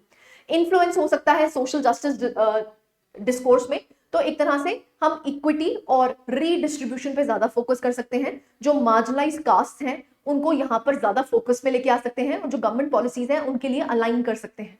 ऐसे ही balancing economic growth and social justice, so social justice को भी हम यहाँ पर बैलेंस कर सकते हैं। नाउ चैलेंजेस, किस पे चैलेंजेस आएगी, डोमिनेंट पॉलिटिकल पार्टीज, जो डोमिनेंट नेशनल पॉलिटिकल पार्टीज हैं उस पर ज्यादा आपको इफेक्ट होता हुआ दिखेगा। जैसे अगर हम बीजेपी की बात करते हैं तो वो सब कास्टाइजेशन में बिलीव नहीं करती, वो किस में बिलीव करती है कि हम सारी कास्ट को क्या कर सकें, एक तरह से मर्ज कर सकें और किस एम्बिट के तहत ला सकें, हिंदुत्व एम्बिट के तहत ला सकें। ऐसे ही कांग्रेस को भी यहाँ पर चैलेंजेस आपको देखने को मिलेंगे। जो कास्ट सेंसस है could revitalise it's long standing strategy of social justice and affirmative action. तो जो नेशनल पॉलिटिकल पार्टीज है वो अपना अपना एजेंडा एक तरह से उनको सेट होता हुआ दिखेगा। Shifting focus from religion to caste, अब रिलीजन से फोकस किस पे आ जाएगा, कास्ट पे आ जाएगा। तो अभी रिलीजन के बेसिस पे पॉलिटिक्स खेली जाती है, फिर किस पे खेली जाएगी, कास्ट के बेसिस पे पॉलिटिक्स खेली जाएगी। तो एक तरह से पॉलिटिक्स की क्या हो जाएगी, कास्टाइजेशन हो जाएगी, जो कि रेलेवेंट नहीं है। ठीक है, ये डिस्प्यूट्स अराइज कर सकती हैं। पॉलिसी मेकिंग और डेवलपमेंट प्रोग्राम्स, देखिए क्योंकि डेटा ड्रिवन होगा तो ऑब्वियस सी बात है अच्छे से पॉलिसीज बना पाएंगे, टारगेटेड एरियाज तक वो स्कीम्स को पहुंचा पाएंगे, बेनिफिट्स को पहुंचा पाएंगे। तो एक तरह से डेवलपमेंटल प्रोग्राम्स एक तरह से हम अच्छा कर सकेंगे। Potential for social unrest, as I told you, क्योंकि यहाँ पर कास्टाइजेशन ऑफ पॉलिटिक्स होगा जिसकी वजह से सोशल अनरेस्ट हो सकता है। ठीक है, तो अगेन ये सारे आपको इंपैक्ट्स देखने को मिलते हैं। सो कंक्लूजन आप यहाँ पर लिख सकते हैं कि पोटेंशियली सिग्निफिकेंट तो है रीशेप करने के लिए इंडियन पॉलिटिक्स को, लेकिन इसमें बहुत सारे इश्यूज भी प्रेवलेंट हैं। तो ऐसा नहीं है कि कास्ट सेंसस को एक तरह से लागू कर दिया जाए, या हम कह सकते हैं जो कास्ट सेंसस की डिमांड है उसको लागू कर दिया जाए। जो भी लूप होल्स है पहले प्लग इन करने की जरूरत है और उसी के बाद इसको इंप्लीमेंट होना चाहिए।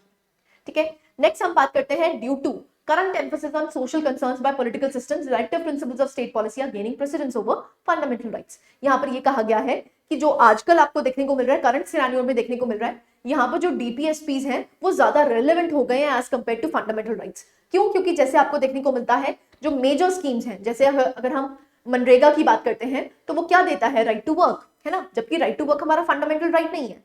तो जो वेलफेयर स्कीम्स हैं वो एक्चुअली में केटर किसको कर रही है, डीपीएसपीज को केटर कर रही है। तो एक तरह से प्रिमेसी हो गई है किसकी, डीपीएसपीज की over fundamental rights. So you have to give the examples too. ठीक है, तो आप देख सकते हैं यहाँ पर आप लिख सकते हैं enhancing balancing social welfare with individual rights.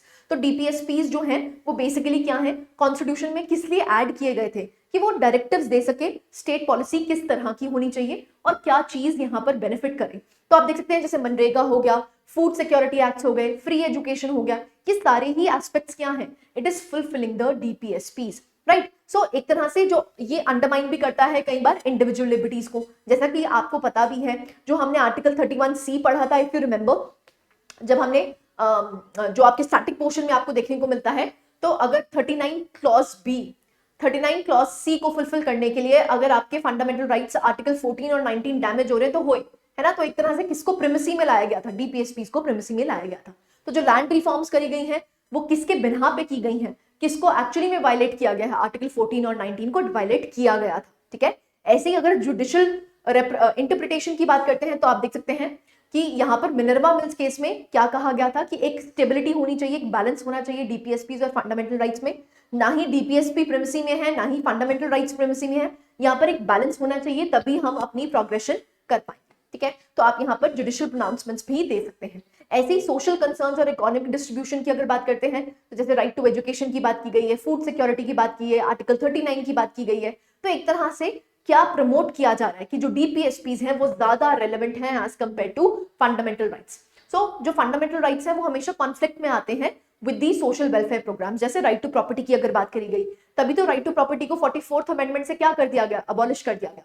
क्यों? क्योंकि राइट टू प्रॉपर्टी किसके बीच में आ रही थी, डीपीएसपीज के बीच में आ रही थी। तो एक तरह से हमेशा कॉन्फ्लिक्ट में रहे हैं फंडामेंटल राइट्स और डीपीएसपीज। ऐसी लेजिस्लेटिव एक्शंस भी लिए गए हैं, जैसे मैंने आपको बताया राइट टू एजुकेशन को एक तरह से कॉन्स्टिट्यूशनल स्टेटस भी दिया गया और इनैक्ट भी किया गया। ऐसे ही नेशनल फूड सिक्योरिटी एक्ट बनाया गया। तो जो लेजिस्लेटिव मेजर्स भी लिए गए हैं वो एक्चुअली में इनैक्ट किए गए हैं, कौन से, डीपीएसपीज को ही इनैक्ट किया गया है। क्लैरिटी है? तो आप देख सकते हैं एक तरह से जो रीसेंट पॉलिटिकल नैरेटिव्स हैं वो भी एक्चुअली में डीपीएसपी को ज्यादा प्रमोट कर रहे हैं as compare to fundamental rights relationship. तो रीसेंट डिस्कोर्स भी आपको देखने को मिला। यहाँ पर क्या प्रमोट किया जा रहा है कि यहाँ पर सोशल वेलफेयर हो। अब सोशल डेमोक्रेसी को एक्चुअली में कौन प्रमोट करता है, इट इज डीपीएसपीज। तो इवन जो रीसेंट पॉलिटिकल डिस्कोर्स है वहां पर भी आपको प्रिमेसी किसकी देखने को मिल रही है, दैट इज डीपीएसपी। जब हम इकोनॉमिक रीडिस्ट्रीब्यूशन की बात कर रहे हैं तो जो कांग्रेस पार्टी ने यहाँ पर बोला था कि इकोनॉमिक रीडिस्ट्रीब्यूशन की जरूरत है, तो एक्चुअली में वो किसको प्रमोट कर रहे हैं, वो डीपीएसपीज को प्रमोट कर रहे हैं रादर दैन फंडामेंटल राइट्स, ठीक है। सो अगेन आप यहाँ पर इजिली बता सकते हैं कि कहां पर डिस्प्यूट चल रहा है, ठीक है। नेक्स्ट क्वेश्चन पे मूव करते हैं। नेक्स्ट क्वेश्चन आपको देखने को मिलता है, इन India the institution of panchayat has a hoary history, है ना, दो it's truly democratic form is of recent origin. Recent origin आपको देखने को मिला है। तो बेसिकली आपको एवोल्यूशन बनाना है पंचायती राज इंस्टीट्यूशंस का। पंचायती राज इंस्टीट्यूशंस जो डेमोक्रेटाइज कब हुए हैं, 73rd अमेंडमेंट से। लेकिन ऐसा नहीं है कि पंचायती राज इंस्टीट्यूशंस हमारी सोसाइटी में 73rd अमेंडमेंट से ही इंट्रोड्यूस किए गए, ये आपको एंशिएंट सोसाइटी में भी देखने को मिलते हैं। तो आपको बेसिकली इसका एवोल्यूशन बताना है। तो आप देख सकते हैं एंशिएंट ट्रेडिशन, चाहे फिर वो ऋग्वेद हो, मनुस्मृति हो, महाभारत हो, वहां पर आपको पंचायत्स देखने को मिलती हैं, ठीक है। So the institution of panchayats dates back to ancient India. So text में जैसे ऋग्वेद हो गया, मनुस्मृति हो गया, महाभारत हो गया, यहाँ पर मेंशन किया गया है इन असेंबलीज के बारे में, जो कि एल्डर्स या विलेज काउंसिल्स जो बेसिकली मेंटेनेंस करती थी लॉ एंड ऑर्डर का, वहां पर भी बात की गई है। तो कोई नई चीज नहीं है जो हमने पंचायती राज इंस्टीट्यूशंस को इंस्टीट्यूशनलाइज किया है। So it was always in the ancient society too. ऐसे अगर हम यहाँ पर मिडिवल एरा की बात करते हैं तो मिडिवल एरा में भी आपको देखने को मिलता है सेल्फ गवर्निंग बॉडीज के बारे में बात की गई है। तो मिडिवल एरा भी हम कह सकते हैं वहां पर भी पंचायत की काफी ज्यादा रेलेवेंस आपको देखने को मिली। And even in the colonial era, जब हम ब्रिटिश एरा की बात करते हैं तो वहां पर भी आप देख सकते हैं traditional village assemblies they were marginalized. However towards the end of the British period some efforts were made, धीरे धीरे करके एफर्ट्स मेड किए गए। 1861 में आपको देखने को मिलता है कुछ ट्रांसफॉर्मेशन की गई जहां पर लोकल गवर्नेंस को फिर से री इनविगर किया गया। तो ब्रिटिश एरा में आपको देखने को मिलता है पहले इसका डिक्लाइन, फिर आपको इसका इंक्रीज देखने को मिलता है, ठीक है। तो ब्रिटिश एरा की भी बात कर ली। अब रिवाइवल कब किया जाता है, तो एज यू नो आर्टिकल 40 हमारा डीपीएसपी का किसको प्रमोट करता है, विलेज पंचायत को प्रमोट करता है। इसी को मद्देनजर रखते हुए हमने इसको कॉन्स्टिट्यूशनल स्टेटस दिया आफ्टर 73rd अमेंडमेंट, ठीक है। तो आपको देखने को मिलता है सो अर्ली अटेम्प्ट्स करे गए यहाँ पर डेमोक्रेटिक पंचायत के लिए। एज यू नो हम यहाँ पर स्टैटिक पोर्शन में जरूर पढ़ते हैं, आपने पढ़ा होगा बलवंत राय मेहता कमेटी, अशोक मेहता कमेटी। सो ये कमिटीज बिठाई गई जिसमें इंस्टीट्यूशनलाइज करने की बात की गई, किसको, पंचायती राज इंस्टीट्यूशंस को, ठीक है। अब डेमोक्रेटिक ट्रांसफॉर्मेशन कब होता है, it is after the Balwant Rai Mehta committee, जब उन्होंने सबसे पहले हम कह सकते हैं उन्होंने बोला कि डेमोक्रेटिक डिसेंट्रलाइजेशन की जरूरत है। कॉन्स्टिट्यूशनल स्टेटस कब मिला? 73rd अमेंडमेंट से। तो एक तरह से डेमोक्रेटिक रिफॉर्मेशन कब हुई है? जब बलवंत राय मेहता कमेटी बैठी, उसके बाद एवोल्यूशन होते होते हमने 73rd अमेंडमेंट किया, और 73rd अमेंडमेंट से क्या दिया? पंचायती राज इंस्टीट्यूशंस को कॉन्स्टिट्यूशनल स्टेटस। ठीक है, तो की फीचर्स आप देख सकते हैं, इलेक्टेड रिप्रेजेंटेटिव्स होते हैं, रिजर्वेशन ऑफ सीट्स आपको देखने को मिलती है, डेवल्यूशन ऑफ पावर्स दिए गए हैं, फाइनेंशियल ऑटोनॉमी दे रखी है किसको? पंचायत। ना panchayat as democratic institutions today, आज की अगर बात करते हैं तो ये क्या बन जाते हैं? ये पार्टिसिपेटरी गवर्नेंस का एक टूल बन जाते हैं। जब हम डेमोक्रेटिक इंस्टीट्यूशन की बात करते हैं तो ग्रास रूट लेवल तक डेमोक्रेसी किसने पहुंचाई है? It is by the establishment of पीआरआईज। ठीक है, तो एक तरह से आप देख सकते हैं ग्रेटर पार्टिसिपेशन आपको देखने को मिली। ऐसे ही रूरल डेवलपमेंट हुई है, जैसे मनरेगा की बात करते हैं, प्रधानमंत्री आवास योजना की बात करते हैं, स्वच्छ भारत मिशन की बात करते हैं। यहाँ पर जो पंचायत है उन्होंने काफी बड़ा रोल प्ले किया है, बट इनकी फंक्शनिंग में चैलेंजेस हैं। ऐसा नहीं है कि यहाँ पर फंक्शनिंग आपको प्रॉपर्ली देखने को मिली है, बट फंक्शनिंग्स में कहीं ना कहीं आपको लूपहोल्स देखने को मिले हैं। जैसे फंड्स यहाँ पर ट्रांसफर नहीं किए जाते स्टेट से लोकल गवर्नेंस को। यहाँ पर जो फंडिंग की प्रॉब्लम आपको एग्जिस्ट करती है, फंक्शनरीज की प्रॉब्लम है, और फंक्शंस में भी यहाँ पर कुछ ना कुछ आपको लूपहोल्स देखने को मिलते हैं। सो ये चैलेंजेस एग्जिस्ट करते हैं, लेकिन Panchayati Raj institutions is very very crucial for development of participatory democracy. So participatory democracy को इंक्रीज करने के लिए जो पंचायती राज इंस्टीट्यूशंस हैं, they are very very crucial. तो जो लूप होल्स हैं उनको प्लग इन करने की जरूरत है, एंड जो पंचायती राज इंस्टीट्यूशंस हैं, हम ये कह सकते हैं ग्रास रूट लेवल तक डेमोक्रेसी पहुंचाने के लिए सबसे इंपॉर्टेंट टूल्स हैं। क्लैरिटी है? देन यू कैन कंक्लूड जो इंस्टीट्यूशन ऑफ पंचायत है वो एक लॉन्ग हिस्ट्री है, इनकी हिस्टोरिकल लेगेसी है, और एक तरह से विलेज गवर्नेंस ये सदियों से प्रोवाइड करती आती है। ठीक है, तो ऐसा नहीं है आज है, ये एंशिएंट सोसाइटी से एग्जिस्ट करती आ रही है। However, the modern, truly democratic form of panchayats was done by the 73rd Amendment only. And this transformation has empowered the self-governance. जो local self-governance है, वो improve हुई है, people की participation increase हुई है, social justice की हम तरफ move करे हैं, and so on and so forth. Right? So these were the 5 questions that we have discussed. Again, देखिए, अब जो आपको relevance देखने को मिल रही है, that is more towards current affairs. नहीं तो पहले आपको स्टैटिक पोर्शन से ज्यादा क्वेश्चंस देखने को मिलते थे, लेकिन बाय एंड बाय अब जो क्वेश्चंस फ्रेम हो रहे हैं वो ज्यादा करंट ओरिएंटेड है। इवन जो सोशलिस्टिक प्रिंसिपल पे पूछा गया है वो भी आप देख सकते हैं करंट डेवलपमेंट के थ्रू पूछा गया है। सो इसीलिए करंट अफेयर्स बहुत ज्यादा इंपॉर्टेंट हो जाते हैं। जो करंट डिस्कशंस चल रही है, करंट डिबेट्स चल रही हैं, that is also very crucial for amalgamating it with the static portion. ठीक है, तो current affairs and static portion should be your guiding light. आगे अगर आपको प्रिपेयर करना है तो आप इन थीम्स को जरूर देखिए। एक बारी आप इस पीडीएफ को भी पढ़ सकते हैं, यहाँ पर आपको डिटेल सोल्यूशन दे रखा है जिससे कि आपको एक आइडिया लग जाएगा कि किस तरह से मुझे पॉलिटी को पढ़ना है। Right, so this was it from my side. I hope you like the lecture. Thank you very much. Hello everyone, welcome back to civil step और मैं हूं डॉक्टर अमन। बच्चे, आज की क्लास में हम डिस्कस करेंगे जो आपका अभी रिसेंटली कंडक्टेड एचएएस मेंस 2024 का जो जीएस 2 का पेपर था, उसमें आईआर के कौन से क्वेश्चंस आए हैं, कैसे उन क्वेश्चंस को आपको अटेम्प्ट करना था, और कौन से ऐसे मेन की वर्ड्स थे जो कि आपके आंसर में होने बहुत ज़रूरी हैं, plus with the desired vocabulary. जैसे वोकैबुलरी आपकी बहुत ज़रूरी होती है आपके आंसर में होने, तो वो कौन कौन से मेजर वो की वर्ड्स हैं जो आपके आंसर में होने बहुत ज़रूरी थे, उन्हीं क्वेश्चंस को आज हम डिस्कस करते हैं।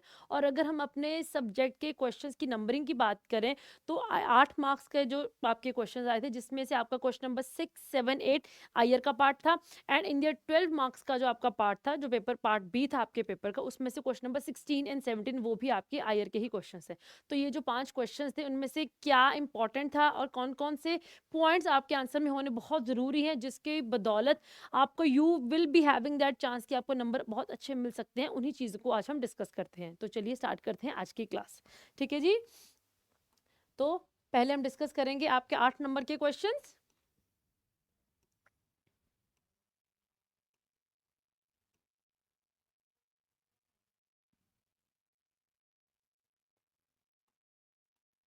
ओके, तो क्वेश्चन नंबर 6 था, discuss about India's role in BIMSTEC towards development of cooperation in the region.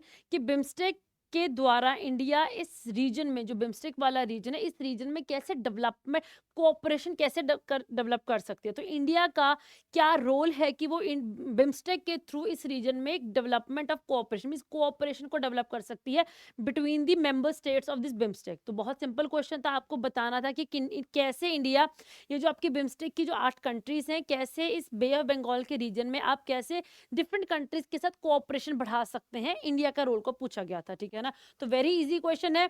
अब इंट्रोडक्शन आप जैसे मर्जी वे में लिख सकते हैं, बिम्स्टेक की इंट्रोडक्शन दे दीजिए, बिम्स्टेक की इंपॉर्टेंस लिख के बता सकते हैं इंडिया के लिए कि why BIMSTEC is important for India. So you can write your answer, you can write your conclusion in any way possible, ठीक है जी।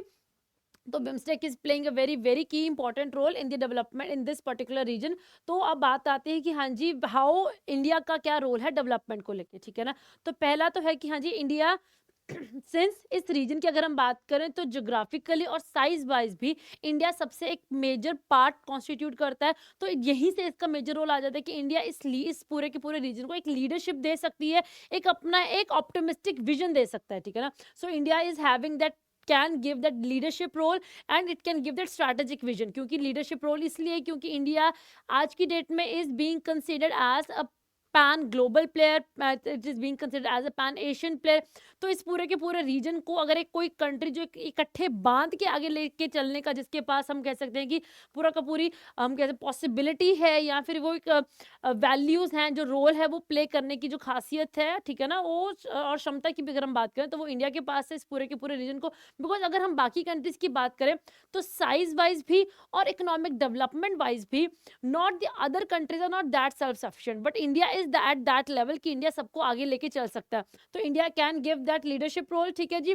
देन स्ट्रैटेजिक विजन, बिकॉज अगर हम बात करते हैं इंडिया बाकी बहुत सारी ऐसी कंट्रीज के साथ मल्टीपल पैक्ट्स के साथ बंधा हुआ है, तो कहीं ना कहीं India can provide that strategic vision कि कैसे अभी इस रीजन में कोऑपरेशन को हम और कैसे आगे बढ़ा सकते हैं, ठीक है जी। सो इंडिया तो अगर हम बात करते हैं क्योंकि सार्क हमारी it is being considered as a dead body, stalled है वो, उसके ऊपर कोई कामकाज नहीं हो रहा है। तो कहीं ना कहीं फिर इस पूरे के रीजन की डेवलपमेंट के लिए फिर BIMSTEC is providing that vision for us कि जिसके थ्रू हम जो आपकी लाइक अगर हम कोऑपरेशन की हम बात करते हैं, ठीक है जी, बीइंग यूनाइटेड टुगेदर, ठीक है ना, उसकी हम बात करते हैं तो हमारे पास आपका इंडिया आ जाता है बिम्स्टेक को लेके, ठीक है जी। अगर हम स्ट्रैटेजिक इंपॉर्टेंस की भी बात करते हैं तो BIMSTEC is also that region जो कि इंडिया की एक्ट ईस्ट पॉलिसी के लिए भी बहुत इंपॉर्टेंट है। तो अगर हम स्ट्रैटेजिक इंपॉर्टेंस की बात करते हैं तो एक्ट ईस्ट पॉलिसी भी बहुत ऐसा एक की वर्ड है जो कि आपको आपके आंसर में होना जरूरी है, क्योंकि कहीं ना कहीं इंडिया की अगर आप रीजनल कनेक्टिविटी की बात कीजिए, if you talk about maritime security, if you talk about socio economic development, तो इंडिया आसियान के साथ के तरफ जाने की पूरी हमारी कोशिश है, हम आसियान की तरफ जाना भी चाहते हैं, तो उसमें हमारी एक्ट ईस्ट पॉलिसी बहुत इंपॉर्टेंट रोल प्ले कर रही है। तो कहीं ना कहीं इस पॉलिसी के थ्रू पूरे के पूरे बिम्स्टेक की डेवलपमेंट होने की पॉसिबिलिटी पूरी ज्यादा है, ठीक है जी। फिर रीजनल कनेक्टिविटी को बूस्ट करने में बिम्स्टेक हमारा बहुत बड़ा हमारे लिए एक ऐसा माध्यम हमें मिल रहा है कि जिसके थ्रू हम इस पूरे रीजन में रीजनल कोऑपरेट कनेक्टिविटी बढ़ा सकते हैं। कैसे बना सकते हैं? Through various infrastructure projects. कौन कौन से प्रोजेक्ट्स हैं आपके? कालाधन मल्टी मॉडल प्रोजेक्ट है, ठीक है जी। Then you have got the BBIN motor BIMSTEC BBIN, जो आपका बिम्स्टेक का जो मोटर व्हीकल एग्रीमेंट है, जो कि जिसके ऊपर आपके there are being proposals being made कि ये होना चाहिए। जैसे हमारा BBIN है वैसे बिम्स्टेक का भी हमारा मोटर व्हीकल एग्रीमेंट बातचीत चल रही है, ठीक है जी। So that is also holds that, हम कह सकते हैं कि वो एक पॉसिबिलिटी कि वो भी अगर ये प्रोजेक्ट हमारा पूरा होता है तो इससे भी आपकी इस रीजन में कनेक्टिविटी बढ़ने की पॉसिबिलिटी है, जैसे कि हमारा कालाधन के साथ तो हमारा वो स्टार्ट हो ही चुका है, ठीक है जी। फिर एनर्जी कनेक्टिविटी की अगर हम बात करते हैं तो ये कंट्री सारी की सारी वो कंट्रीज हैं which are lying in tropical belt है, तो सनलाइट की जो सनलाइट है वो बहुत अच्छे सोर्स में आती है, हमारे पास सनलाइट की कोई कमी नहीं है। तो रिन्यूएबल एनर्जी के साथ जो हमारा एक एनर्जी ग्रिड है वो ग्रिड कनेक्टिविटी बढ़ाने की पॉसिबिलिटी भी बहुत ज्यादा है, तो यहाँ पे भी इंडिया एक बहुत अच्छा रोल प्ले कर सकती है, ठीक है। इकोनॉमिक कोऑपरेशन और ट्रेड में भी अगर हम बात करते हैं, जैसे सार्क के साथ हमने फ्री ट्रेड एरिया की हमने एग्रीमेंट हमारा हुआ था between all the SAARC nation. अगर हम आसियान की बात करते हैं तो वहां पे भी आसियान नेशंस के बीच में एक फ्री ट्रेड एग्रीमेंट है।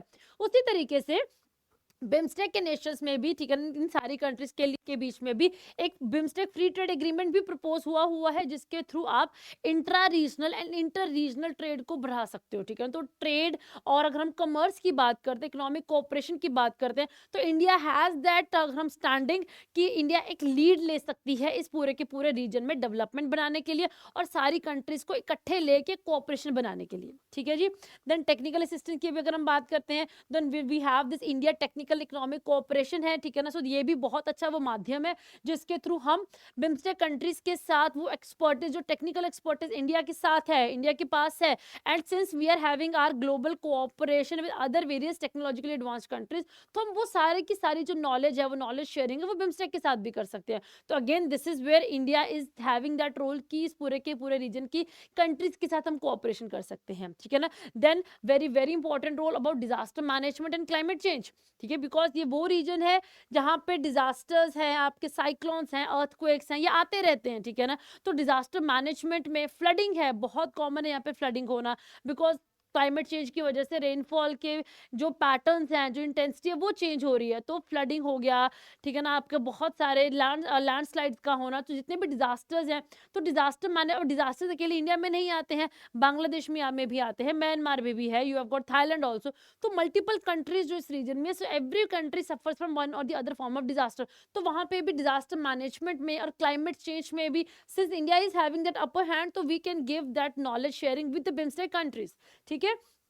देन सिक्योरिटी कोऑपरेशन, ठीक है ना, चाहे वो मैरिटाइम सिक्योरिटी है, चाहे वो काउंटर टेररिज्म है, दोनों ही पर्सपेक्टिव में इंडिया के पास वो विजन है, इंडिया के पास वो टेक्नोलॉजी है, इंडिया के पास वो इंटेलिजेंस कैपेबिलिटीज है, जिसके थ्रू हम इस पूरे के पूरे रीजन में peace, stability and law and order बनाए रखने की हमारे पास वो एक प्रोविजन है। तो we have this facility with us, we have this capability with us, कि हम ये जो सारी फैसिलिटीज हैं वो हम बिम्स्टेक के साथ वो शेयर कर सकते हैं, ठीक है जी। देन, ठीक है, then we have got the cultural and people to people connectivity है, क्योंकि कल्चरली लिंक्ड है ये सारा रीजन, ठीक है ना, बॉर्डर्स तो बहुत बाद में बने हैं, जो all this region is geographically interlinked with each other, तो कल्चरल कनेक्टिविटी है, पीपल कनेक्टिविटी है, और अगर आप किसी एक कंट्री के साथ इकोनॉमिक अगर आप अपने रिलेशंस को बनाना चाहते हैं, तो कहीं ना कहीं पहले उन लोगों के साथ कल्चरली कनेक्ट होना बहुत जरूरी है। अगर आप उस रीजन के साथ कल्चरली कनेक्ट होंगे, तो बहुत जाहिर सी बात है, economic trade, economic tie up तो बहुत इजीली हो जाता है, ठीक है ना। तो cultural diplomacy, people to people connectivity, India has that provision, India has that vision also, क्योंकि हमने हर कंट्री के साथ किया हुआ है थ्रू आउट द वर्ल्ड, तो हम बिम्स्टेक के रीजन के साथ भी कर सकते हैं। और ये वो लोग हैं जो हमारे साथ कल्चरली कनेक्टेड है, क्योंकि कहीं ना कहीं हमारी भाषा सेम है, हमारे त्योहार सेम है, हमारा खान पान सेम है, तो we have this vision with us, ठीक है जी, और we have this upper hand with us, ठीक है जी। देन कैपेसिटी बिल्डअप है, ठीक है ना, तो India is supporting capacity buildup efforts है, चाहे वो बांग्लादेश हो जाए, चाहे वो भूटान हो जाए, चाहे वो नेपाल हो जाए, चाहे वो बांग्लादेश हो जाए, चाहे वो म्यांमार ऑल्सो, श्रीलंका ऑल्सो, ठीक है ना। तो हर कंट्री के साथ हमने उनकी कैपेसिटी बिल्डअप में we are like giving that extra effort कि वहाँ का जो यूथ है उनकी कैपेसिटी बिल्डअप होनी बहुत ज़रूरी है, उनकी जो एडमिनिस्ट्रेटिव ऑफिस है उनकी कैपेसिटी बिल्डअप होना बहुत ज़रूरी है, तो वहाँ पे भी हम वो चीज़ ऐड कर रहे हैं। और प्लस मोर ओवर यहाँ पे you can give examples of various initiatives also, for example scholarships provide करना, जैसे नेहरू वांगचुक हमारी जो स्कॉलरशिप स्कीम है, जो कि हम भूटान के साथ हमारी चल रही है, तो you can add in that also, ठीक है ना। तो आपने हर एक पॉइंट के साथ अगर आपने एग्जांपल्स लिखे हैं, तो उससे तो आपका एक एडेड आपको एक बेनिफिट ही मिलेगा और नंबर मिलने की पॉसिबिलिटी हमारी और बढ़ जाती है ऐसे क्वेश्चंस में, ठीक है जी।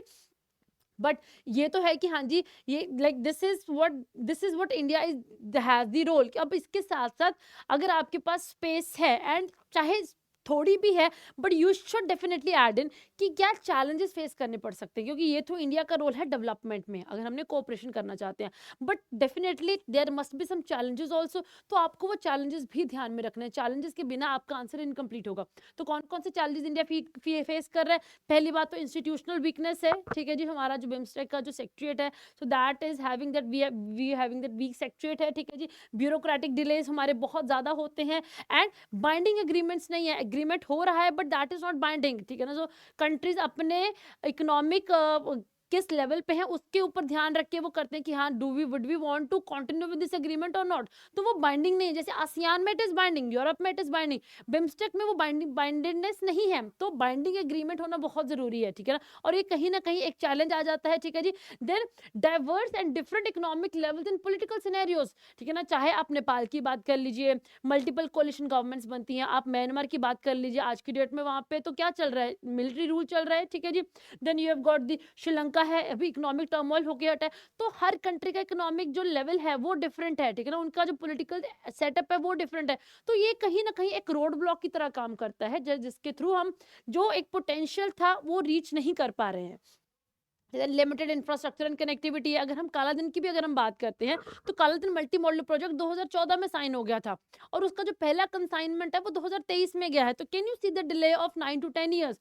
तो अगर इतना डिले हो रहा है, इतनी लैक ऑफ फिजिकल कनेक्टिविटी है, तो कहीं ना कहीं ये एक चैलेंज की तरह, ये एक रोड ब्लॉक की तरह definitely it is going to act that road block, जो कि आपको वो पोटेंशियल को रियलाइज करने में एक हिंडर करेगा ही करेगा, ठीक है जी। Then most importantly China's influence in the region. अब हमारा बिम्स्टेक हो गया, हमारा सार्क हो गया, ये वो रीजन्स हैं जहां पे जिनके China is not a member, ठीक है ना, but still all the countries except India and Bhutan, हर कंट्री के ऊपर चाइना का पूरा इन्फ्लुएंस है। तो इंडिया का विजन कि India to assume a leadership role in this पूरे के पूरे ब्लॉक में, वो कहीं ना कहीं थोड़ा सा नीचे बैठ जाता है, बिकॉज चाइना का role, because of its economic role, ठीक है ना। So China is playing that upper hand, क्योंकि इकोनॉमिक उनका जो माइट है कहीं ना कहीं वो उसकी वजह से वो पोलिटिकली बहुत ज्यादा अपना गेन करते हैं इस रीजन में, ठीक है ना।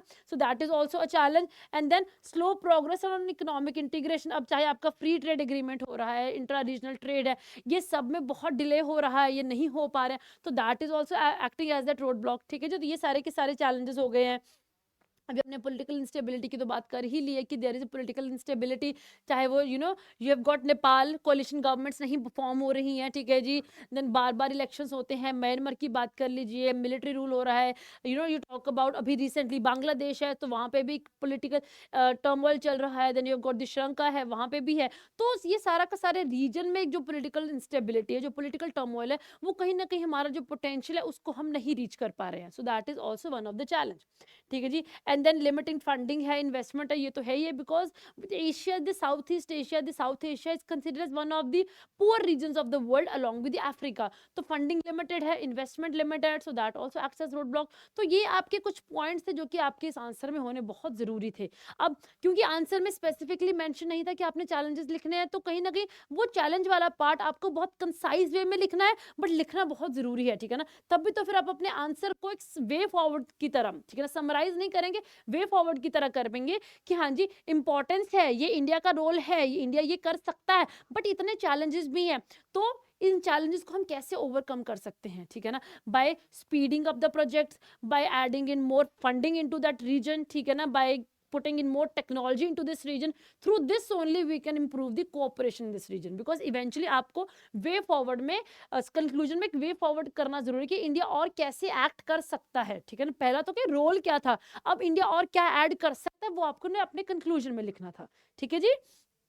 सेकंड नेक्स्ट क्वेश्चन था आपका, क्वेश्चन नंबर 7 आता है।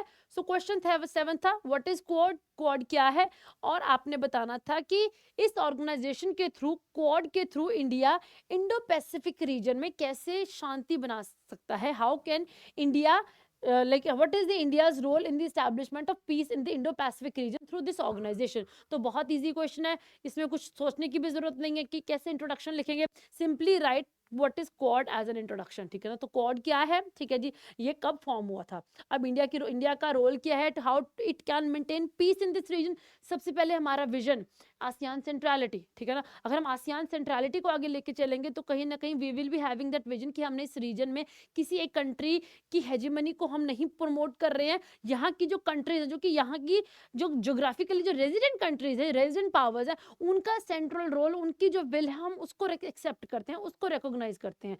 तो इंडिया का vision to boost up this presence of entire concept of entire ASEAN centrality, so ये हमारा पहला रोल आ जाएगा। देन पैसिफिक कंट्रीज में भी वही हमारा विजन है कि हाँ जी, how can India address the challenges which are being faced by these Pacific countries, तो ये इंडिया का अगेन एक रोल आ गया इन द पैसिफिक नेशंस, ठीक है जी, ठीक है, चाहे वो क्लाइमेट चेंज हो गया है, ओशन हेल्थ हो गई है, शेयर्ड इंफ्रास्ट्रक्चर है, मैरीटाइम सिक्योरिटी, फाइनेंशियल स्ट्रैटेजी। तो जैसे आसियान है, आसियान ऑटो अपने आप में चाइना की वजह say that is in news, ठीक है ना, आसियान की प्रेजेंस, आसियान के जो इश्यूज है वो पॉलिटिकल इश्यूज है बिकॉज ऑफ चाइना। अगर हम पैसिफिक नेशंस की बात करते हैं तो वो छोटी कंट्रीज है जहां पर क्या इंपॉर्टेंस आ जाता है, क्लाइमेट चेंज का इम्पैक्ट, ठीक है जी, maritime security, terrorism, limited infrastructure. तो यहाँ पे India can boost up, India can play that role of development of peace in this particular region. Then Indian ocean region, ठीक है ना, हमने इंडो पैसिफिक की बात की, अभी तो हमने पैसिफिक की बात की, अब इंडियन ओशन की अगर हम बात करते हैं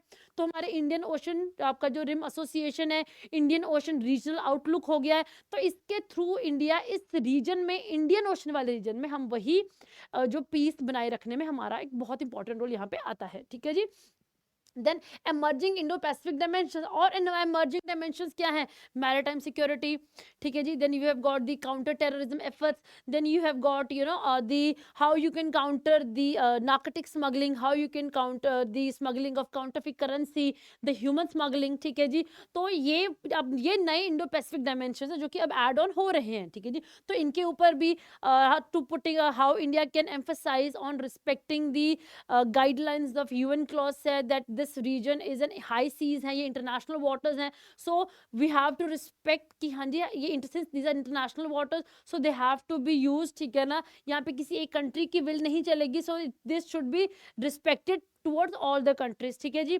देन साउथ चाइना सी, अब साउथ चाइना सी में जो हेजीमनी हमने देखी है, जो अग्रेशन हमने देखा है, हमने देखा कि कैसे आइलैंड्स को कैसे कैसे आर्टिफिशियल आइलैंड्स क्रिएट किए जा रहे हैं, ठीक है जी, टेरिटोरियल डिस्प्यूट्स हो रहे हैं और फिर उन आर्टिफिशियल आइलैंड्स के ऊपर एयर स्ट्रिप्स बनाई जा रही हैं। तो कैसे इंडिया हमेशा इंडिया इस चीज़ को हम कहते हैं कि हम वी आर लाइक कॉन्स्टेंटली हम इसको बहुत ही एक स्ट्रॉन्ग वॉइस में इसे अपोज करते हैं, और कहीं ना कहीं हम साउथ चाइना सी में भी, इस रीजन में भी पीस बनाए रखने के लिए हमारा जो योगदान है हम इस तरीके से हम ऐड कर रहे हैं, ठीक है ना, कॉन्स्टेंटली विजिटिंग दीज प्लेसेज। और जितने भी आपके जो रेगुलर समिट्स होते हैं, चाहे वो शंग्रीला डायलॉग हो गया, चाहे वो आसियान का समिट होता है, आपका ईस्ट एशिया का समिट होता है, ठीक है जी, इन हर एक समिट्स के ऊपर we are constantly voicing our concern कि हाँ जी this region as a whole is an international waters, तो दिस शुड बी, हर एक कंट्री की जो विल है उसको रिस्पेक्ट करना बहुत जरूरी है, ठीक है जी। So since we have covered क्या रोल हो सकता है, तो by simply how can you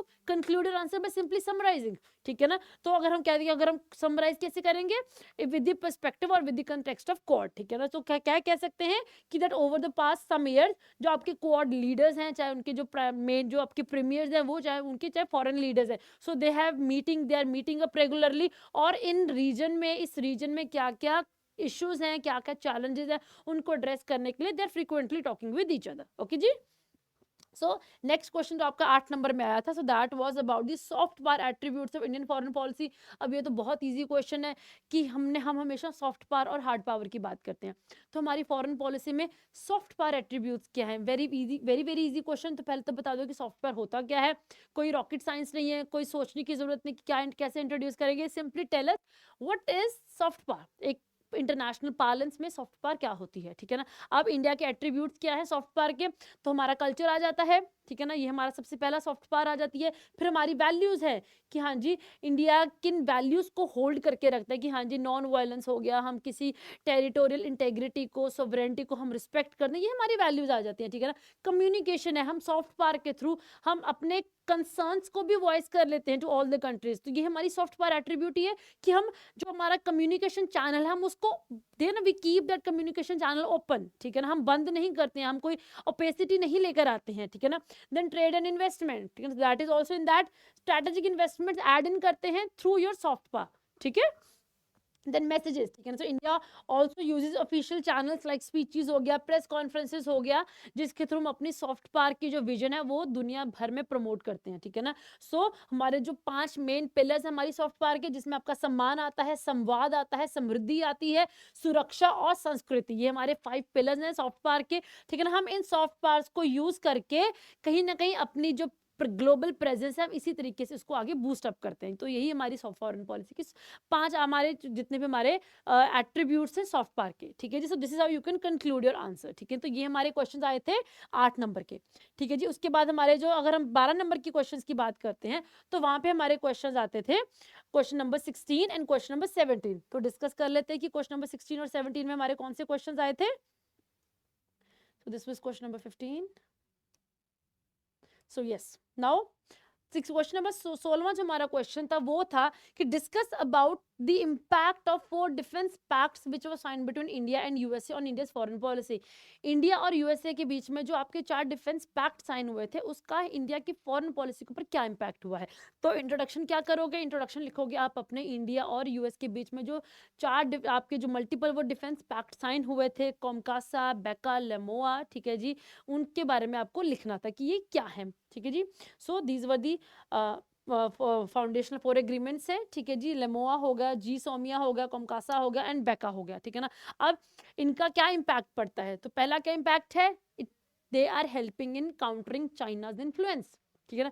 बहुत इंपॉर्टेंट है ये, ठीक है, क्योंकि कहीं ना कहीं दैट एक्ट्स एज एक हमारी एक स्ट्रेंथ ऐड हो जाती है हमारी फॉरेन पॉलिसी में। हमारा जो विजन है कि हाँ जी हम एक बहुत ही एक हार्ड पावर जो हमारा टैक्टिक आ जाता है कि हाँ जी that we are like poising or like हमारा जो फॉरेन पावर की हमारे फॉरेन पॉलिसी की जो वैल्यू होती है कि हाँ जी हार्ड पावर के थ्रू अगर हम बात करते हैं अग्रेशन जो शो करता है हमें चाइना, उस एग्रेशन को शो करने के लिए आपके जो इंडिया और यूएस के बीच में ये 4 पैक्ट साइन हुए ये बहुत इंपॉर्टेंट रोल प्ले करते हैं यहाँ पे, ठीक है जी। देन ऑपरेशनल कोऑपरेशन, क्योंकि ऑपरेशनल कोऑपरेशन में बहुत हेल्प करते हैं because since we have signed this 4 pacts, तो कहीं ना कहीं हमें हमारे पास एक टेक्नोलॉजिकल आउटलुक और ऐड हुआ है। तो हमारा जो एक विजन है that we want to be a global power, तो वो ग्लोबल पावर बनने के लिए हमें जो एक टेक्नोलॉजिकल नीड चाहिए थी, हमें जो ऑपरेशनल हमारी जो सेल्फ सफिशिएंसी चाहिए थी वो हमें इन पैक्ट्स के थ्रू मिल सकती है, ठीक है जी। Then it definitely it helps in mitigating risk, क्योंकि हमारे जो बॉर्डरिंग कंट्रीज हैं चाहे वो पाकिस्तान है चाहे वो चाइना है, उनके साथ जो हमारे जो रिस्क इंडिया को आते हैं तो दैट कहीं ना कहीं ये पैक्ट्स हमें उन रिस्क के साथ मिटिगेट करने में बहुत मतलब बड़े तौर पे हमें हेल्प करने वाले हैं, ठीक है जी। टेक्नोलॉजी एंड इंटेलिजेंस शेयरिंग है, ये तो है ही आपका, चाहे वो लेमोआ हो गया है चाहे वो आपका बेका हो गया है, ठीक है जी। तो यहाँ पे टेक्नोलॉजी और इंटेलिजेंस शेयरिंग में ये हमें बहुत ज़्यादा हेल्प करने वाले हैं। तो कहीं ना कहीं हमारा जो एक विजन है और हमारी जो एक स्टैंडिंग है ऑन द ग्लोबल प्लेटफॉर्म, वो बहुत ज़्यादा हमें उस स्टैंडिंग में हमें बहुत बूस्ट मिलता है, ठीक है जी। देन स्पेस, साइबर और न्यूक्लियर डोमेन्स में भी it helps India to venture in these particular areas, क्योंकि इवेंचुअली टेक्नोलॉजी हमारे पास आई है, ठीक है जी। हमें यूएस का एक सपोर्ट मिला है, एक मिलिट्री सपोर्ट मिला है, तो हम बहुत इजीली इन वेंचर्स में इजीली हम वेंचर आउट कर सकते हैं, ठीक है जी। अब ये तो है कि हाँ जी इंटरनेशनली क्या होगा, अब हमारे नेबर्स के ऊपर इस चीज का क्या इम्पैक्ट होगा। सबसे पहले अगर हम बात करते हैं जो हमारे स्मॉलर नेशंस हैं, चाहे वो नेपाल है चाहे वो भूटान है, ठीक है जी, तो कहीं ना कहीं पहली बात तो एक देखिए दीज नेशंस जो for example you take the example of Nepal, तो कहीं ना कहीं Nepal has been constantly dependent upon China for its military needs. But अगर हम जब हमारी यूएस के साथ ये जो हमारी मिलिट्री एग्रीमेंट्स हुई हैं कहीं ना कहीं this has added that military boost to our preparation, तो कहीं ना कहीं वी आर नेपाल और भूटान का इंडिया की तरफ और क्लोजली लिंक होना हमें बहुत ज़्यादा हेल्प मिलने वाली है, ठीक है जी। और अगर हम बात करते हैं आसियान नेशंस के साथ भी हमारा यही है, बिकॉज आसियान नेशंस अब तक they are primarily dependent upon China for their economic needs, और वो यूएसए के ऊपर डिपेंड करते हैं for their like if we say that अपनी सिक्योरिटी नीड्स की अगर हम बात करते हैं, पर्टिकुलरली फिलीपींस हो गया, ठीक है ना, they are primarily dependent upon USA. But कई ऐसी आसियान नेशंस हैं जो कि यूएसए के साथ इतने प्रॉपरली अलाइन नहीं है, तो अगर हमारे पास ये यूएस की टेक्नोलॉजी है तो उसके through we can act as that main security provided to the ASEAN nations, ठीक है ना। तो यहाँ पे भी इंडिया को बहुत हेल्प मिलने वाली है, ठीक है जी। हमारी जो एक पोर्ट्रेयल है हमें उसी में और ज्यादा एक हेल्प मिलेगी, ठीक है जी। तो this was the impact of the signing off these 4 defence pacts between India and US, ठीक है जी। सो जो हमारा नेक्स्ट क्वेश्चन था which was the 17th question, that was analyse the impact of instability in the south Asian states on India's neighbourhood policy. हमारी जो neighbourhood में जो इंस्टेबिलिटी हो रही है उसका क्या इम्पैक्ट है हमारी इंडिया की नेबरहुड पॉलिसी के ऊपर। ठीक है जी, ये क्वेश्चन है। तो आपने तो पहले सीधा सीधा बताना है कि हम what is India's neighbourhood policy क्या है, ठीक है। फिर हम बात करेंगे कि हमारी जो नेबरिंग कंट्रीज में जो इंस्टेबिलिटी हो रही है उसका क्या इम्पैक्ट पड़ रहा है। अगर हम बात करते हैं तो सबसे पहली बात आती है नेबरहुड में इंस्टेबिलिटी है, इंस्टेबिलिटी होगी तो क्या होगा, अनएम्प्लॉयमेंट होगी, अनएम्प्लॉयमेंट होगी तो क्या होगा, टेररिज्म होगा।